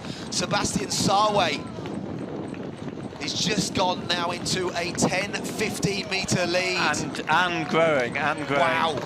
I think the thing about Sawe is that he is a winner. I mean, you just look at his record. Run 9 half marathons, won 7 of them. Run 10 kilometers, won 5 of them.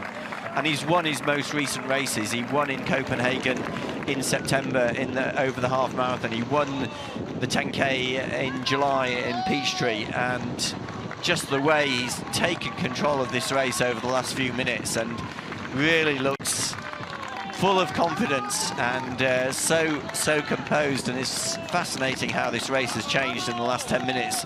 Mateiko, who had that gap of 40-50 meters a few kilometers ago, now struggling to stay with the second place athlete Geleta. Well, I was lucky enough to be in Copenhagen for that half marathon, and he obviously moved away from Jacob Kiplimo in the latter stages, and Sawe looked brilliant that day, but was just biding his time when the pace increased. But I think you have to in the marathon, you have to check yourself, don't you? You've got to make sure that you're ready to maintain that pace, and there is going to be a bit of fatigue in there, but the moment then that he almost weathered that storm, Mateiko, and Geleta just can't go with it either. Geleta looked superb as well a few kilometers ago. Now he's in the battle for second almost, but Sebastian Sawe is a ominous figure.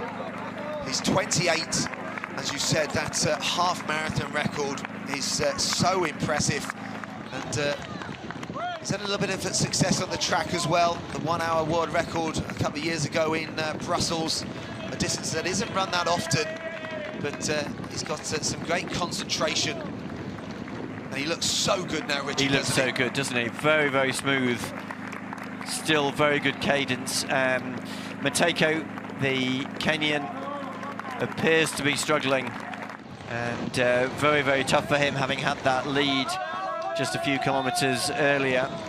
But there's a nice close-up of Sebastian Sawe. Highly experienced road runner, but today running his first 42-kilometre race here in Valencia, and looking very good. And look at that gap. That gap is increasing. It'll be very interesting to see what his 5K split is. I think this race has been a real battle of attrition. I mean, it hasn't been very level paced. That 25K to 30K 5K split, 14:11, which was when the race really broke up. And then the last 5K, 14:38, that was through to 35 kilometres. And I think the nature of this race and the uneven pace is what the runners are really struggling with now. Mateiko dropping back from Deresa, Geleta, second and third place, but Sebastian Sawe right at the front. He appears to be extending his lead, and the runners have now turned back towards the city centre. This is the stretch which will take them back to the famous North Station, which is at 38 kilometres. Yeah, they'll be sensing that they are heading now towards that finish. They're in the business end of the marathon distance now. 1 hour and 48 minutes on the race clock. There's some people hurting out there. There's people that are very close to their national records. Some went out at some very brisk paces through the halfway marks. And Geleta, the Ethiopian athlete, just having a look over his shoulder. So consistent again. He's someone that is a very consistent performer. But he won't give up till the end. You can see almost that he's fixated on the back of Sebastian Sawe. But Sawe, look at that. That's a great shot side on. You can see the speed of the cyclists over the other side of the barrier, that the speed of their cadence to keep up with Sawe. And they're on a bike, and he is pounding his way through the streets of Valencia. And that gap is growing, and we're trying to get an update of that gap. But it looks to be maybe to 15, even 20 seconds now, Richard. Yeah, he still looks very, very smooth. Great leg turnover. Has a quick glance at his watch, but Sebastian Sawe,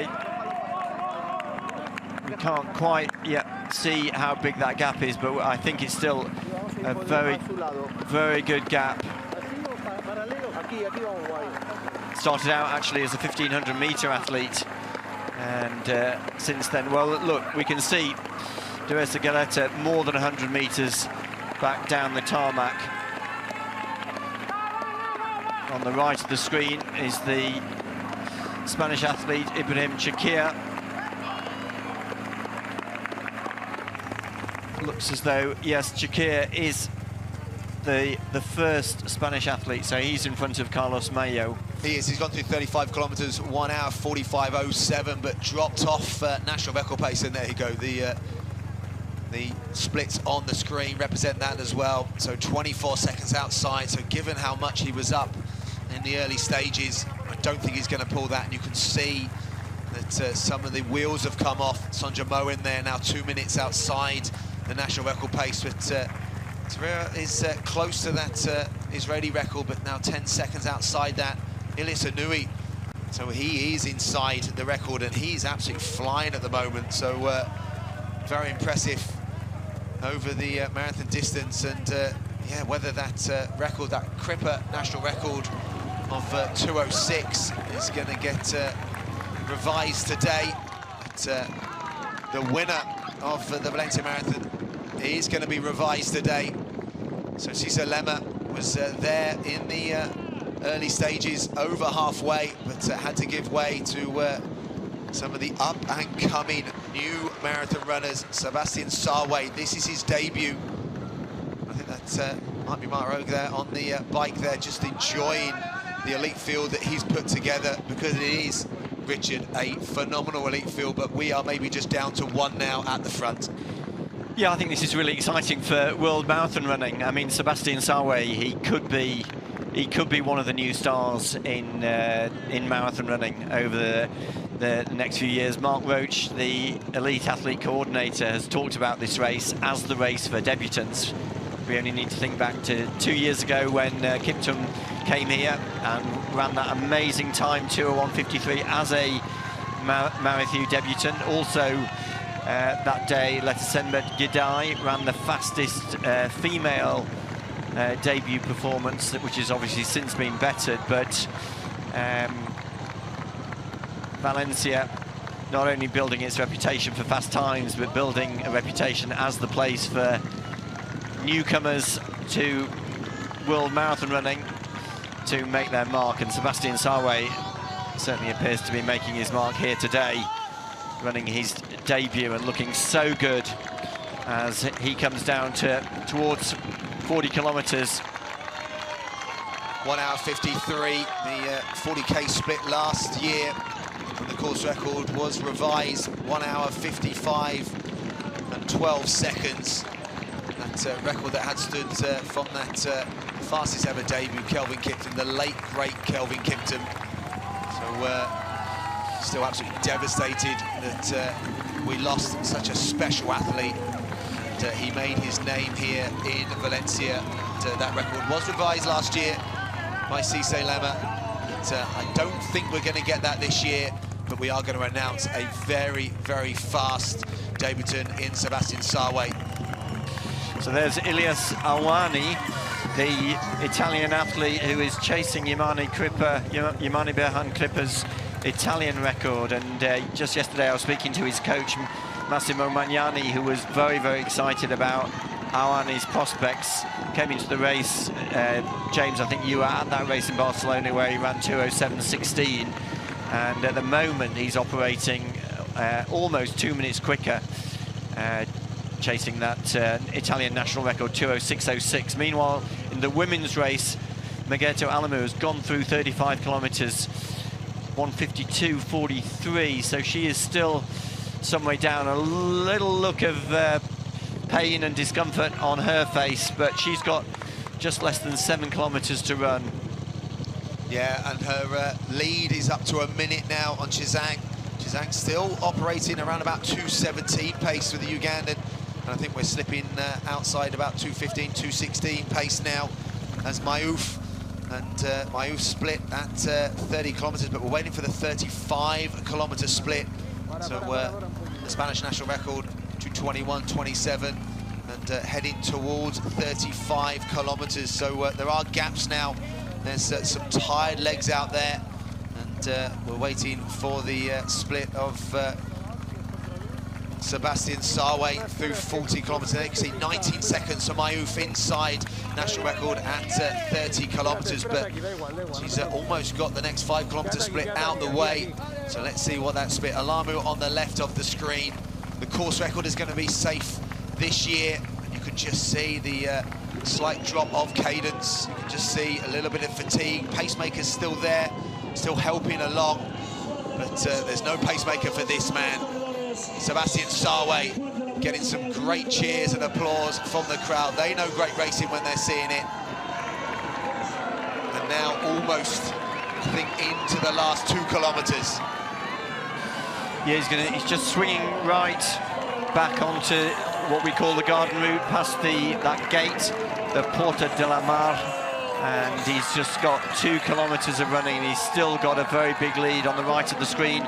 We can see the second-placed athlete, Deresa Geleta, having a great run. This is his 3rd marathon, remember, of 2024, having run in Seville in February, 5th place in the Olympic Games in Paris in August.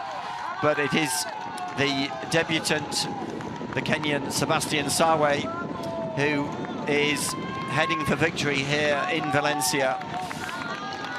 Well, if my maths are right, 1 hour 55:52 through 40 kilometers. There you go, 41 seconds. I made that last 5 kilometers 14:08, Richard, 14:08 for that last 5 kilometers. So that's why, again, he's pulled a chunk of time back on that course record. So it is going to be one of the fastest ever debuts over the marathon distance that we've ever seen. And he's edging towards that 2 hours and 2 minute clocking, because he's just got faster and faster and decided, I like that he's going to get his drink on board. That's going to help his recovery for the next race. That's going to help him almost forget the pain, forget the fatigue that he's accumulated over the last few kilometres, because barring disaster, he's on his way to take this title. Yeah, that graphic showed us his results from some of his best half-marathon races. Remember, his last half-marathon was in September when he beat Jacob Kiplimo, ran his best time, well, sorry, his second best time, 58.05. That was just less than 3 months ago. Best time for the half-marathon, 58.02, which was set in Ostia 2 years ago. But Sebastian Sawe stepping up to the marathon today for the first time and really looking great over the last 2 kilometres. Remember, he won the World Championship half marathon in Riga 14 months ago, and today has chosen Valencia for his marathon. Claudio Berardelli said he had a great build-up, so there was a lot of anticipation around his debut here, and he has produced the goods. At 30 kilometres, he was back in 3rd place and struggling to hang on to Deresa Geleta. But over the last 10 kilometres, James, as you said, those splits, 14:11, 25 to 30k, 14:38 from 30 to 35k, and then I think the fastest 5k of the race, up to 40 kilometres, 14:08, and he's now into the final mile, down this beautiful stretch past the Jardim del Turia, which is going to bring them down into Gulliver Park and back to the Ciudad de las Artes y las Ciencias. Yeah, and that increase in 5k split is why he's got 24 seconds on Geleta behind, and I think on our reckoning that Mateiko's another minute back on that. So Daniel Mateiko, who looked just so good, he really kick-started the race, and Sebastian Sawe bided his time, and he coming up to the 2-hour mark. Can really enjoy this last kilometre.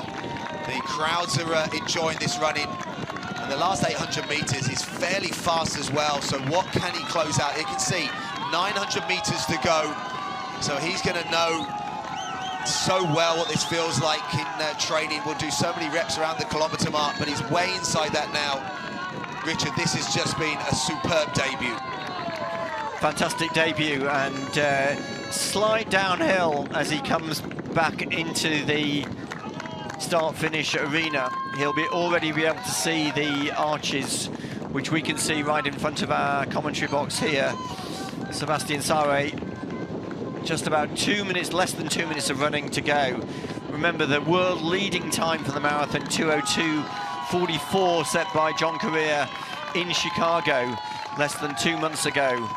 And Sebastian Sawe here on his debut looks as though he's not only going to record his first victory at the marathon, but he's going to set a world-leading time.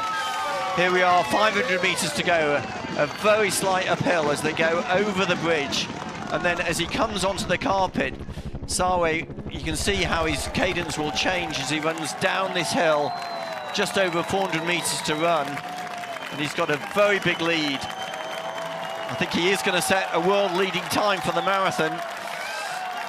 It's going to be, yes, Richard, a world-leading time. I think he's going to be a fraction outside the course record and a fraction outside the fastest ever debut. But what a debut it's been, the 28-year-old Kenyan. So success over the half marathon multiple times, but doubling the distance today in Valencia and doing it so successfully. Keep an eye on the race clock. He is closing the speed that he's shown in the latter stages. Been so impressive. The crowd know it. I tell you what, this is going to be a time to throw down for the future. Keep an eye on the athlete on the screen. The future of marathon running is here. Another great Kenyan marathon runner to the fore.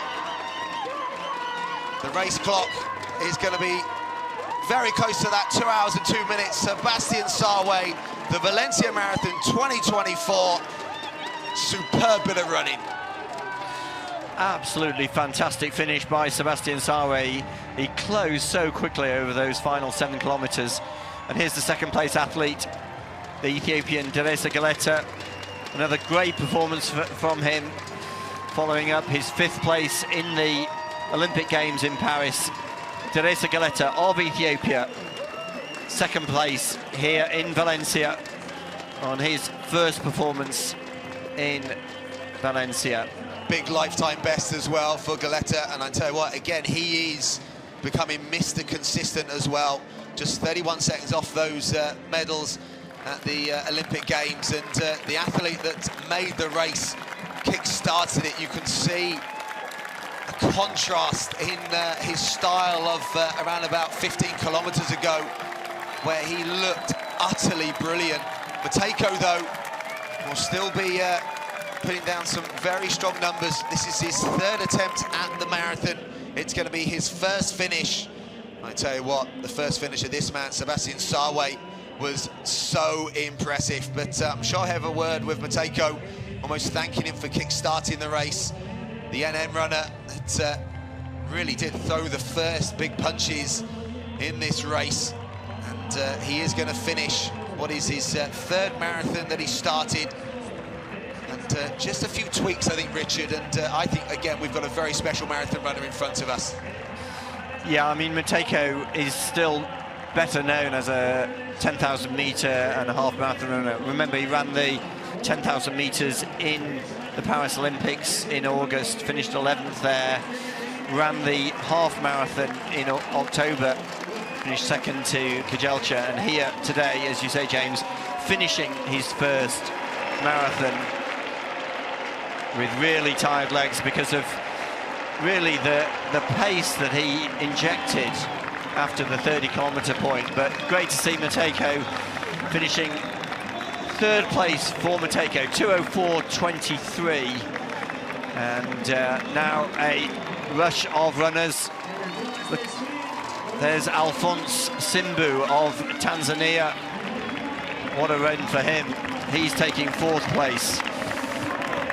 That's a great run by an athlete that's been on the podium at the World Champs, and the time there. Look at this, Richard. I think he's going to smash the German national record. 5th in Rome over the half marathon distance. Look at that. Inside 2 hours and 5 minutes. That's a huge run. Look at that. He's absolutely delighted. Taken over a minute and a half off the German national record. And this is an athlete, this is the Italian athlete we haven't mentioned. Johannes Cipanelli. What a run from him. His best time, 2:09.46. There's Bahanu Legessa finishing. But just coming across the line there, Johannes Cipanelli. I think that is a new Italian record, because the screen now is showing Elias Uwani, but I think he is the 2nd Italian athlete across the line, because Johannes Cipanelli is already through the finish line. Some big runs, Richard. Richard Ringer. Wow. It's taken more than a minute and a half off his best. Remember, Ringer came into this race with a best time of 2:07.05. And there's Uwani. Well, Uwani's run a best time by over a minute, but right in the background is the new Italian record holder who's celebrating. And there's a nice picture from the behind of the new Valencia Marathon champion. There's Cipanelli. That's Tadesse. Sorry. Abraham, isn't it? Taking a bow because he knows that's his final marathon. Hili Kipkoech is another finisher in there. Debut, 2 hours, 4:41. Sabisa, this is the American athlete. He's going to be inside 2 hours and 7 minutes, battling for the line. I think coached by, I think Stephen Has. I think it's a big run by the American. 2:06.50. Wow, there's some big times that have been thrown down. Wait for confirmation of them when they do come through. But Cisse Lema, fair play to Cisse Lema, finishing in 2 hours 4:59, just behind that big group. Turek is the French athlete. He's going to be outside 2:07, but again, so many big runs. And the national records that have been thrown down, and performances that have been put down today. There's Ibrahim Chikir. He's going to run a lifetime best. Remember, Chikir's best coming into this race, 2:07.48. Well, he crosses the line in 2:07.32. We've just seen Zere Kibrom, Norwegian athlete, finishing around his best time. So last year we had 19 athletes under 2A. I think this year we're going to, the depth of the results this year is going to be quite phenomenal. But also going back to Sebastian Sawe, his second half was inside 61 minutes. I'll make it probably inside 60 minutes and 50 seconds for that second half of the marathon. So threw down a big negative split, and taking the plaudits and the Kenyan national flag, as well as the, I think it was the Valencian flag, was being put round the champion's neck. Still just getting confirmation of the times that are flying in, and so many impressive performances.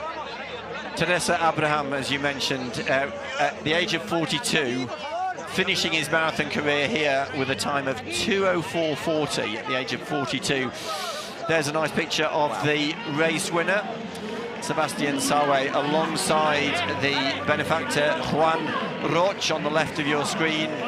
He is one of the prime movers here for the Valencia Marathon. On the right of the screen, Paca Bacao, also one of the great initiators of the Valencia Marathon. And obviously the support that the Valencia Marathon will have on the local communities, those devastated by the floods.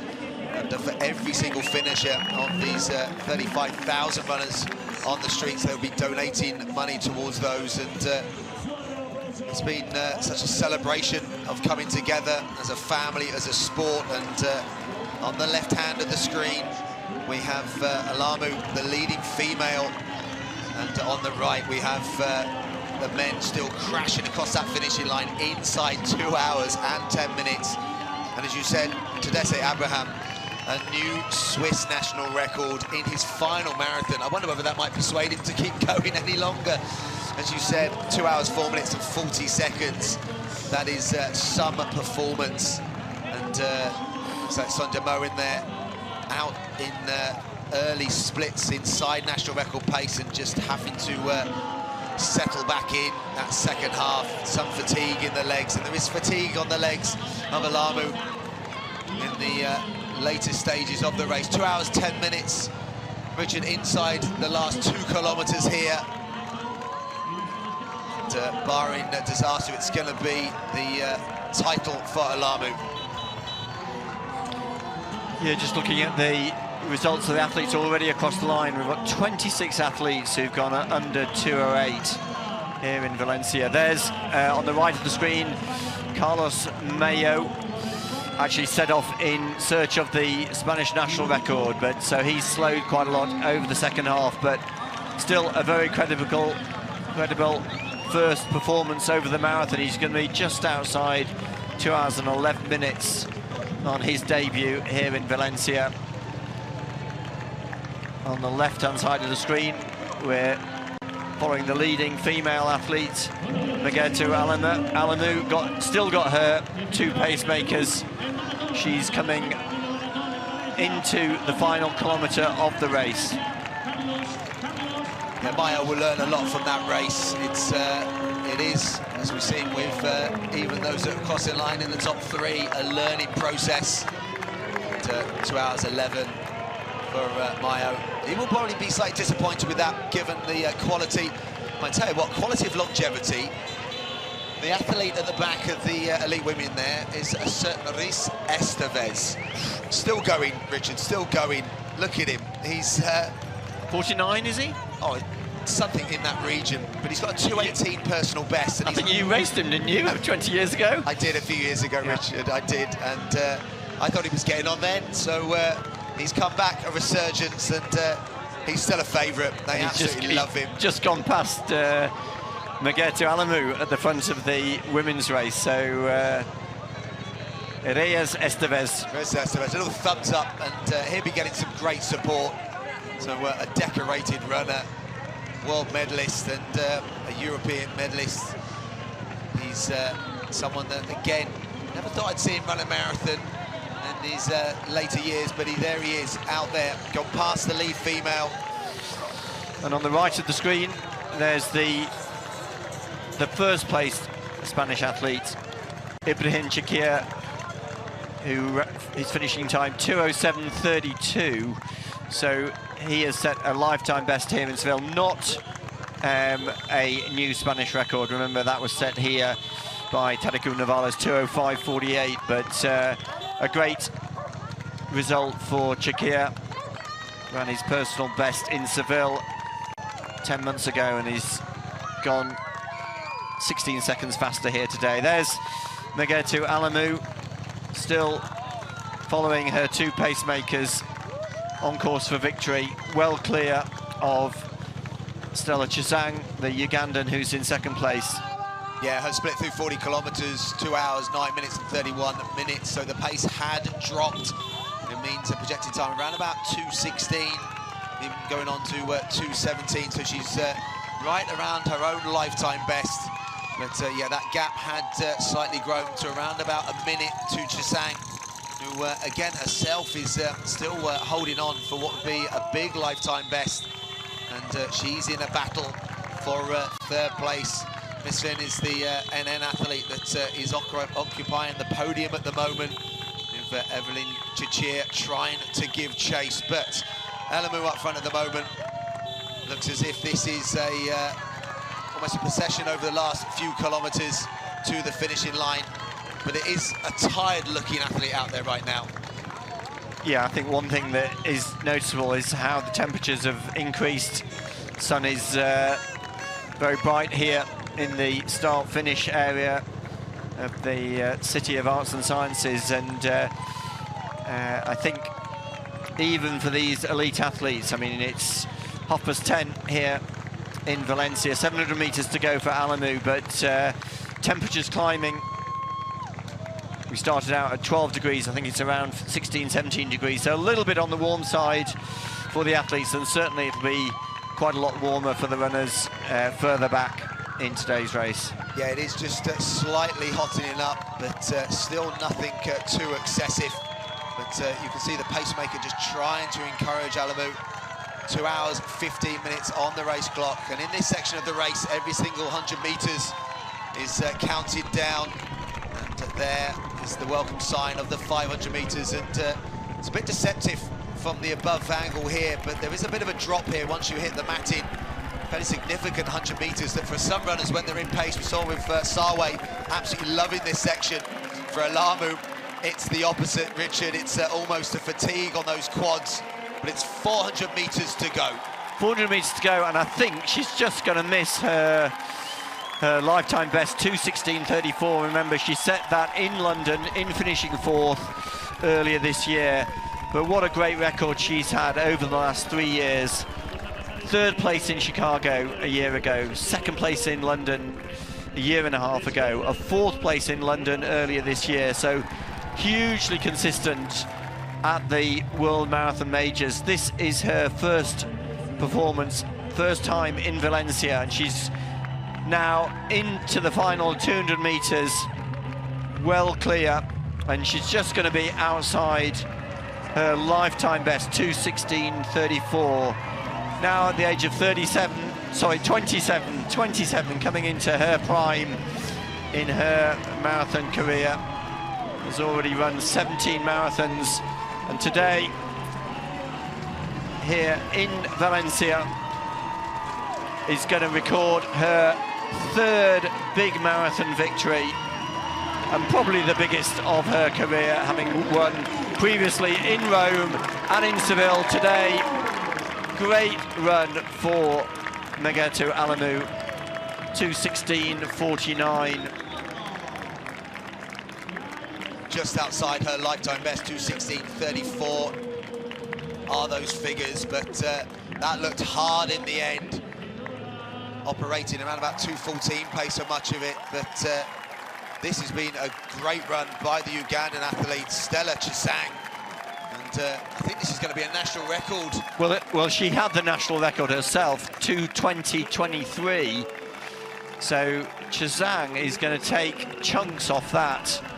Chesang is into the final 300 meters, and in third place, Tiruye Mesfin has actually made up ground on the Ugandan. So Tiruye Mesfin herself, she's got a best coming into this race, 2:18.47. So I think Mesfin could set a best time. She's really hunting down the Ugandan. Yeah, Mesfin's closing very, very well. Stella Chesang, as you said, improving her national record figures. And she's going to be inside 2:20 for the first time. An impressive 8th at the Olympic Games. And a 67.59 half marathon recently showed that there was good speed, but there's a good battle for the podium. Mesfin there, you can see in the arm warmers, is going to take third place.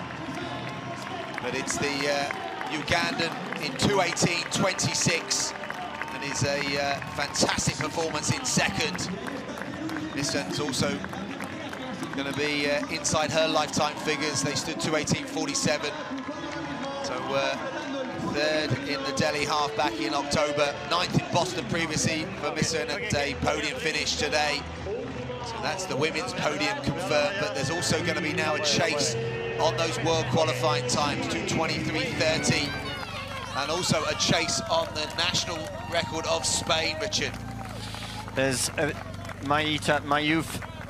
She's approaching that final 600 meters. She's going to make a left turn very soon onto the carpet, back into the start-finish area.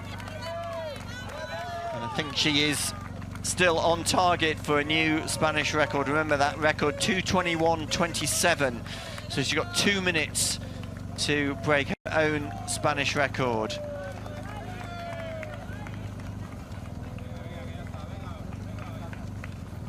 Megertu Alemu, she's in 5th place at the moment. We've got a Kenyan athlete, Evelyn Chichir, who herself has broken her lifetime best, came into the race with a 2:22.11. So she's going to be the 4th athlete, the Kenyan Evelyn Chichir, to go under 2 hours and 20. But there's Chichir. Sorry, Chichir's just outside 2:20, but she's going to set a lifetime best. Her best time, 2:22.11. She's into the final 200 meters. So Chichir of Kenya, the 4th place athlete in the women's race, and just behind her is the 5th place athlete and the leading Spanish athlete, Megertu Alemu. As you said, big personal best, Evelyn Chichir, 2:22 coming into this, and just outside 2:20. 4th place for the Kenyan athlete. Now the eyes are on Spanish athlete, those Spanish figures. This is an impressive bit of running, Richard. Very consistent. Remember, she ran here in Valencia for the first time in Spanish colours, having switched her allegiance from Morocco. Her own best time set here 2 years ago, 2:21.01, and maybe that's why she's banging her hands on her head, because she knows she's just outside her own best time. But is she going to set a new Spanish record? It's going to be very, very close. She needs to work very, very hard. Remember, 2:21.27. Is she going to break it? I think she's going to be a few seconds outside, and that's why that look of utter disbelief and disappointment, having worked so hard. Megertu Alemu, the 1st Spanish athlete, just outside her own Spanish record, but once again, Alemu finishing as the 1st Spanish athlete. Oh, that is tough, Richard. The joy and pain of the marathon in one. She'll be delighted to be the national champion. You can see the splits that are written in black, bold writing on her hand that she would have been looking at. So she would have known she was just maybe slipping off that. But it's the realization when the race clock is in front and runners know that perception of how close they are to the finishing line, and the fact that they're just not going to be able to run 200 meters in X to break the record. So there's Jose Antonio Redland, who was a compatriot 500 meter racer with Riz Estevez, and Estevez ain't running 2:16, and there's some big shouts behind. That's another big Spanish run there. Laura Luengo, a new personal best for her. Wow, that's a superb run. 2:22.31. And there's Fionnuala McCormack. She's aiming for her lifetime best, 2:23.58 coming into this race. There's Sarah Hall. What a run for her, running here, her 4th marathon. There's Isabel Bat-Doyle. See if we can give her Bat-Doyle's time a new personal best, 2:22.59. And Sarah Hall finishing in 9th place, just in front of Fionnuala McCormack. There's some fantastic running there. Great run from Isabel Bat-Doyle. Sarah Hall coming into the finish, being hunted down by Fionnuala McCormack, who's going to run her lifetime best. So laying it all out there, fighting for those top 10 finishes here in Valencia, those times, and just outside world qualifying as well, 2:23.46. But Sarah Hall, the evergreen Sarah Hall, still racing at the very, very elite end, and that work she's put in up in Flagstaff. And that race then with Fionnuala McCormack, they were sprinting like it was their own race, their own battle. That could be the battle for, I think, maybe 3rd place in the Spanish Championships. And that's a lifetime best for the Spanish athlete Fatima Uwadu. So many personal bests being set here. Just saw the Czech athlete Moira Stuartova also running a new personal best. There's Susana Santos from Portugal. Came into the race with a best of 2:25.35. She's just coming into the finish now. We'll give you her time in a minute. Santos finishing in 2:24.46, so taking almost a minute off her best. James, we are seeing so many lifetime bests. We are, and I think it's an Australian national record. In the men's, I think, Andrew Buchanan, 2:06.22. Do some quick homework on the Australian national record. I think that could be new figures set, but I think we might be hearing from Sebastian Sawe, the champion in Valencia today. What a superb debut from the Kenyan First of all, athlete. mate, congratulations for the victory. And how do you feel with the victory? I'm so excited. I'm happy. Today being my first debut here in Valencia. It's a great moment to me. Yeah. Do you believe in the victory? It's a tough race. Yeah, because it was my first time, but unfortunately, I won the race, so it was so good to me. And what do you think about the race, atmosphere, time, the city? The city of Valencia is a nice city. I'm missing time today, my first PB, best time for me, and everything was so good. Yeah. And the last question, like you know, it's a difficult time for Valencia people. Do you have any message for them after your victory? Yeah, big condolence from me for the tragedy that happened to the people of Valencia. It was so sad, and for all, just pray for them. God to give them hearts to have harmony and peace, and all shall be well. Yeah, we are very sorry for the Valencia people. Thank you so much, mate. You are welcome. Well, Sebastian Sawe, the new champion here in Valencia, and interestingly winning for the first time in Valencia. He's run 9 half marathons. He's won 7 of them. The 2 half marathons that he hasn't won, the 2 half marathons he's done in Valencia. But today he has put that all to bed in winning here, winning the marathon and winning his first race in Valencia. And alongside Sawe, we've seen so many national records. James, a few moments ago, mentioned the new national record set by Brett Robinson. Sorry, by Andrew Buchanan in 2:06.22, beating Brett Robinson's previous record of 2:07.31. We've also seen new national records for Germany, Switzerland, Italy and Australia in the men's race. And we're just about to hear from the new how do you feel with the victory female champion in this fantastic city, this atmosphere? Magala bareedu tana keessatti mo'atu kan keetii fi wanni sitti dhagame maalidha? Magala kana keessatti mo'achuu koof gammachuu guddaatu natti dhaga'ama. Eres diko. Baay'ee gammadeen jira kooti. I'm so happy to get this victory. Yeah. What do you think about the race, atmosphere? Haala urgoo akka ilaaltee haala qilleensaa akkamitti ilaaltee haala naannoo? Haali qilleensaa baay'ee bareedaadha. Xiqquma jimaa xiqqoon harkee malee baay'ee lafti isaas biyyi isaas bareedaadha. The course is very good. The weather is very good.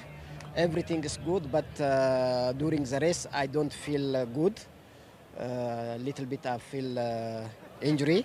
Only that's one is trouble mill. Beside of that, everything is good. Okay. And the last question, like you know, it's a difficult time for Valencian people.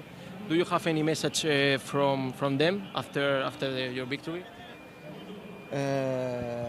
Orra biyya kanaatiif wanni jettu jira wanni dabarsu jira jara bishaanii numee sanii kennaan. Organizer iddoo kanallee wasitti naaf feeru isaan baay'ee nan galateeffadha. Uummanni biyya kanaas baay'ee dasnamadha, isaanis baay'ee galateeffadha. Orra miidhameefillee orra bishaan numee it's okay.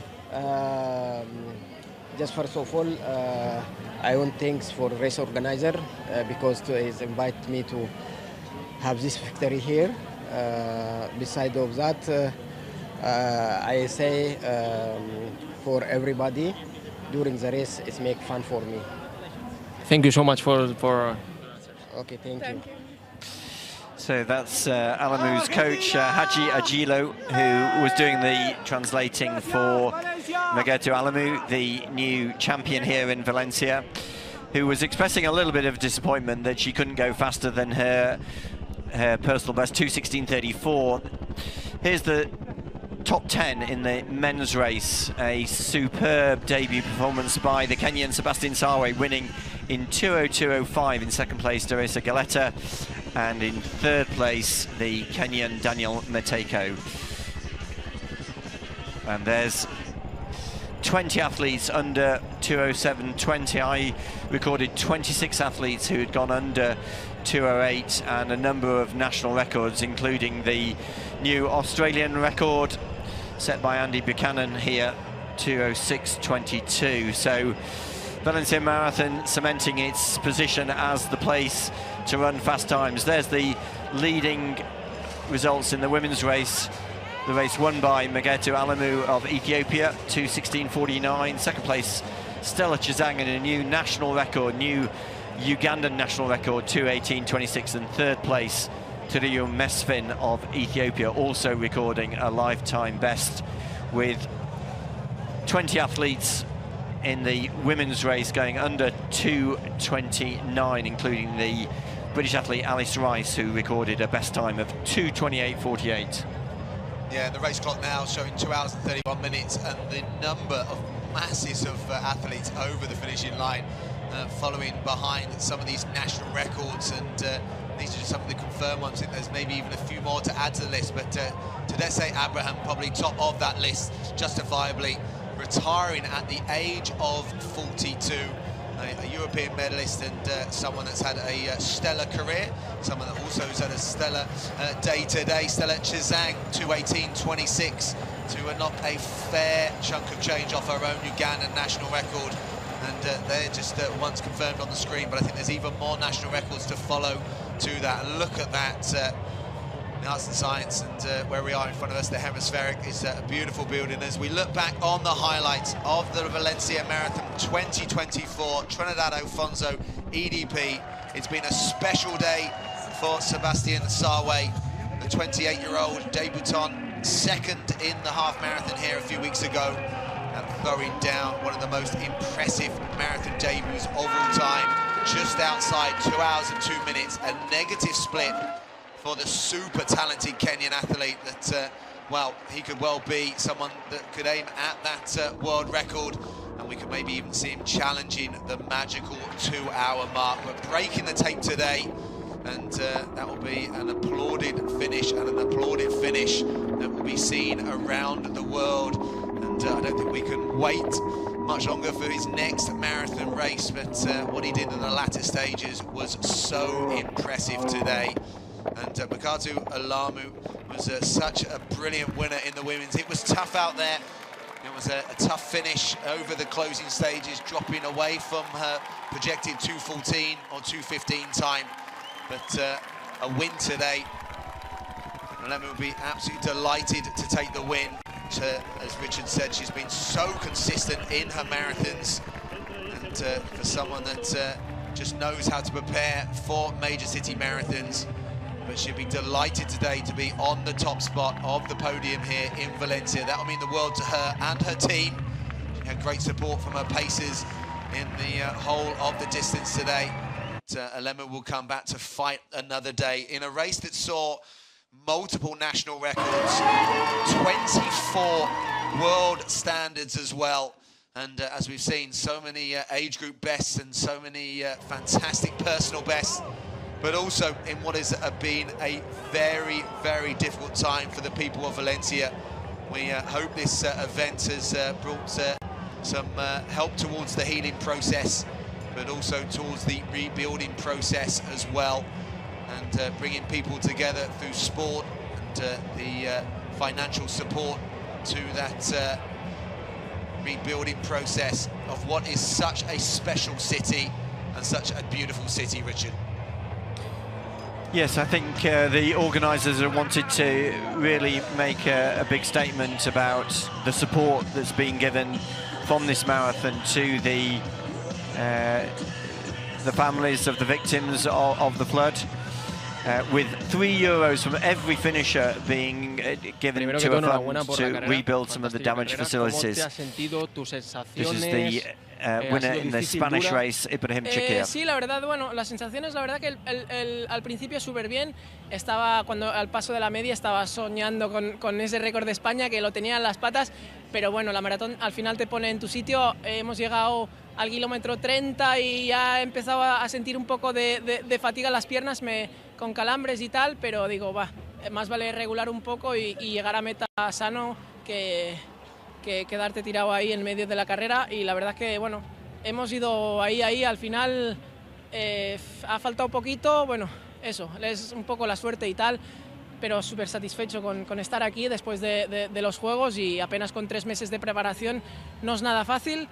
Hemos vuelto aquí y la verdad que contento de estar aquí.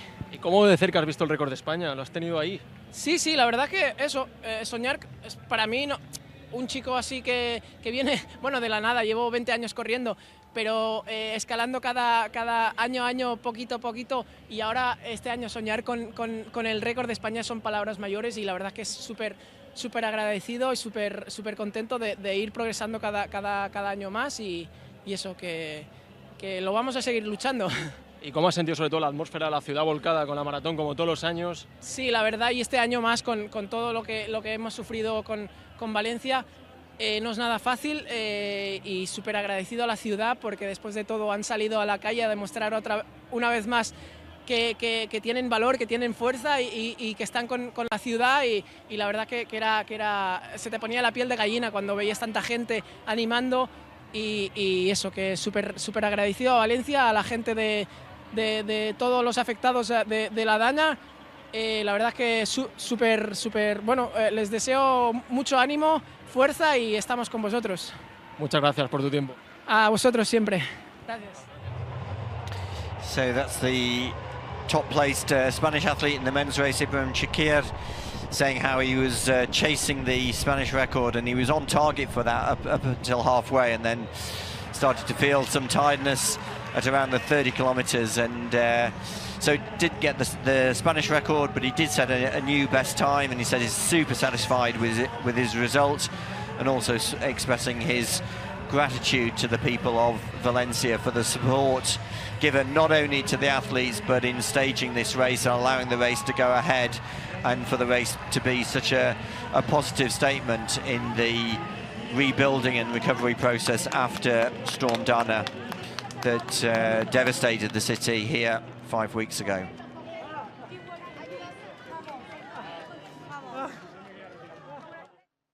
So next an interview, I think, with the Spanish champion in the women's race.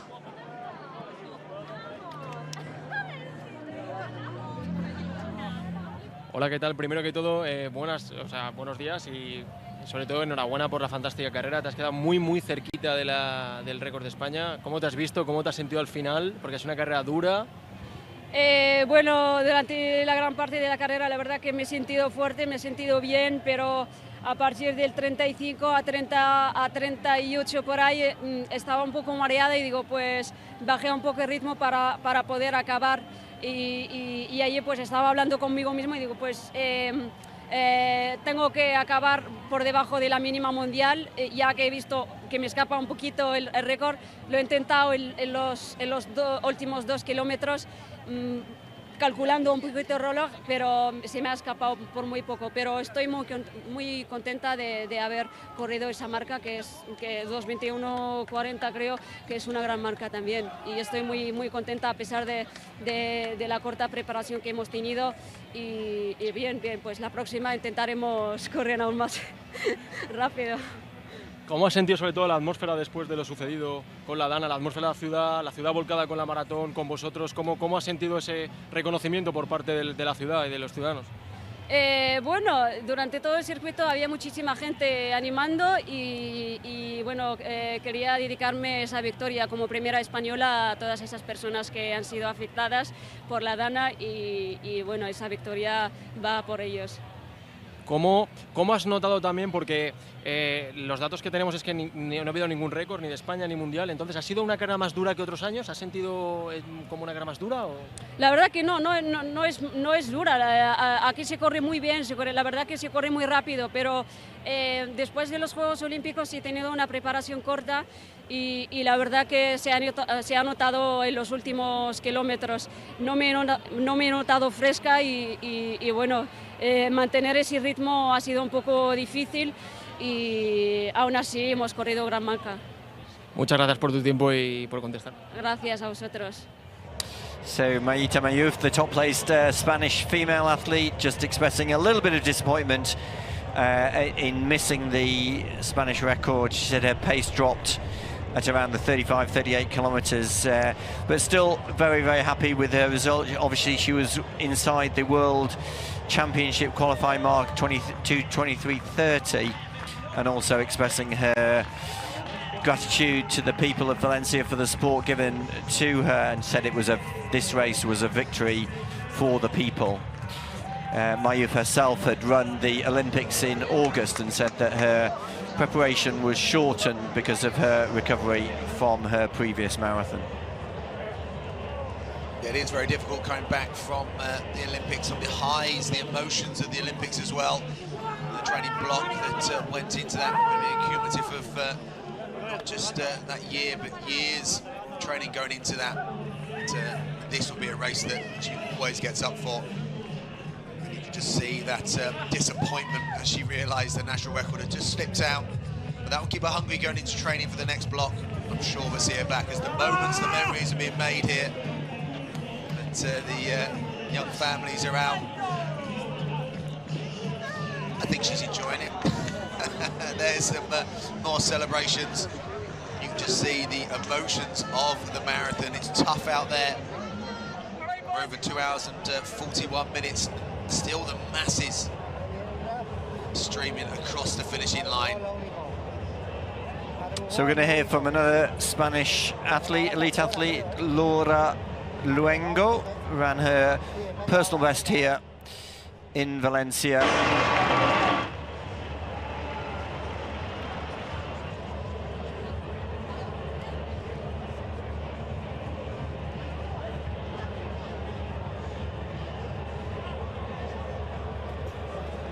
Primero que todo, carrera dura, ¿cómo te has sentido? ¿Cómo te has visto? Pues bueno, venía aquí con una estrategia muy clara. Yo soy siempre muy positiva conmigo misma y mis entrenadores también.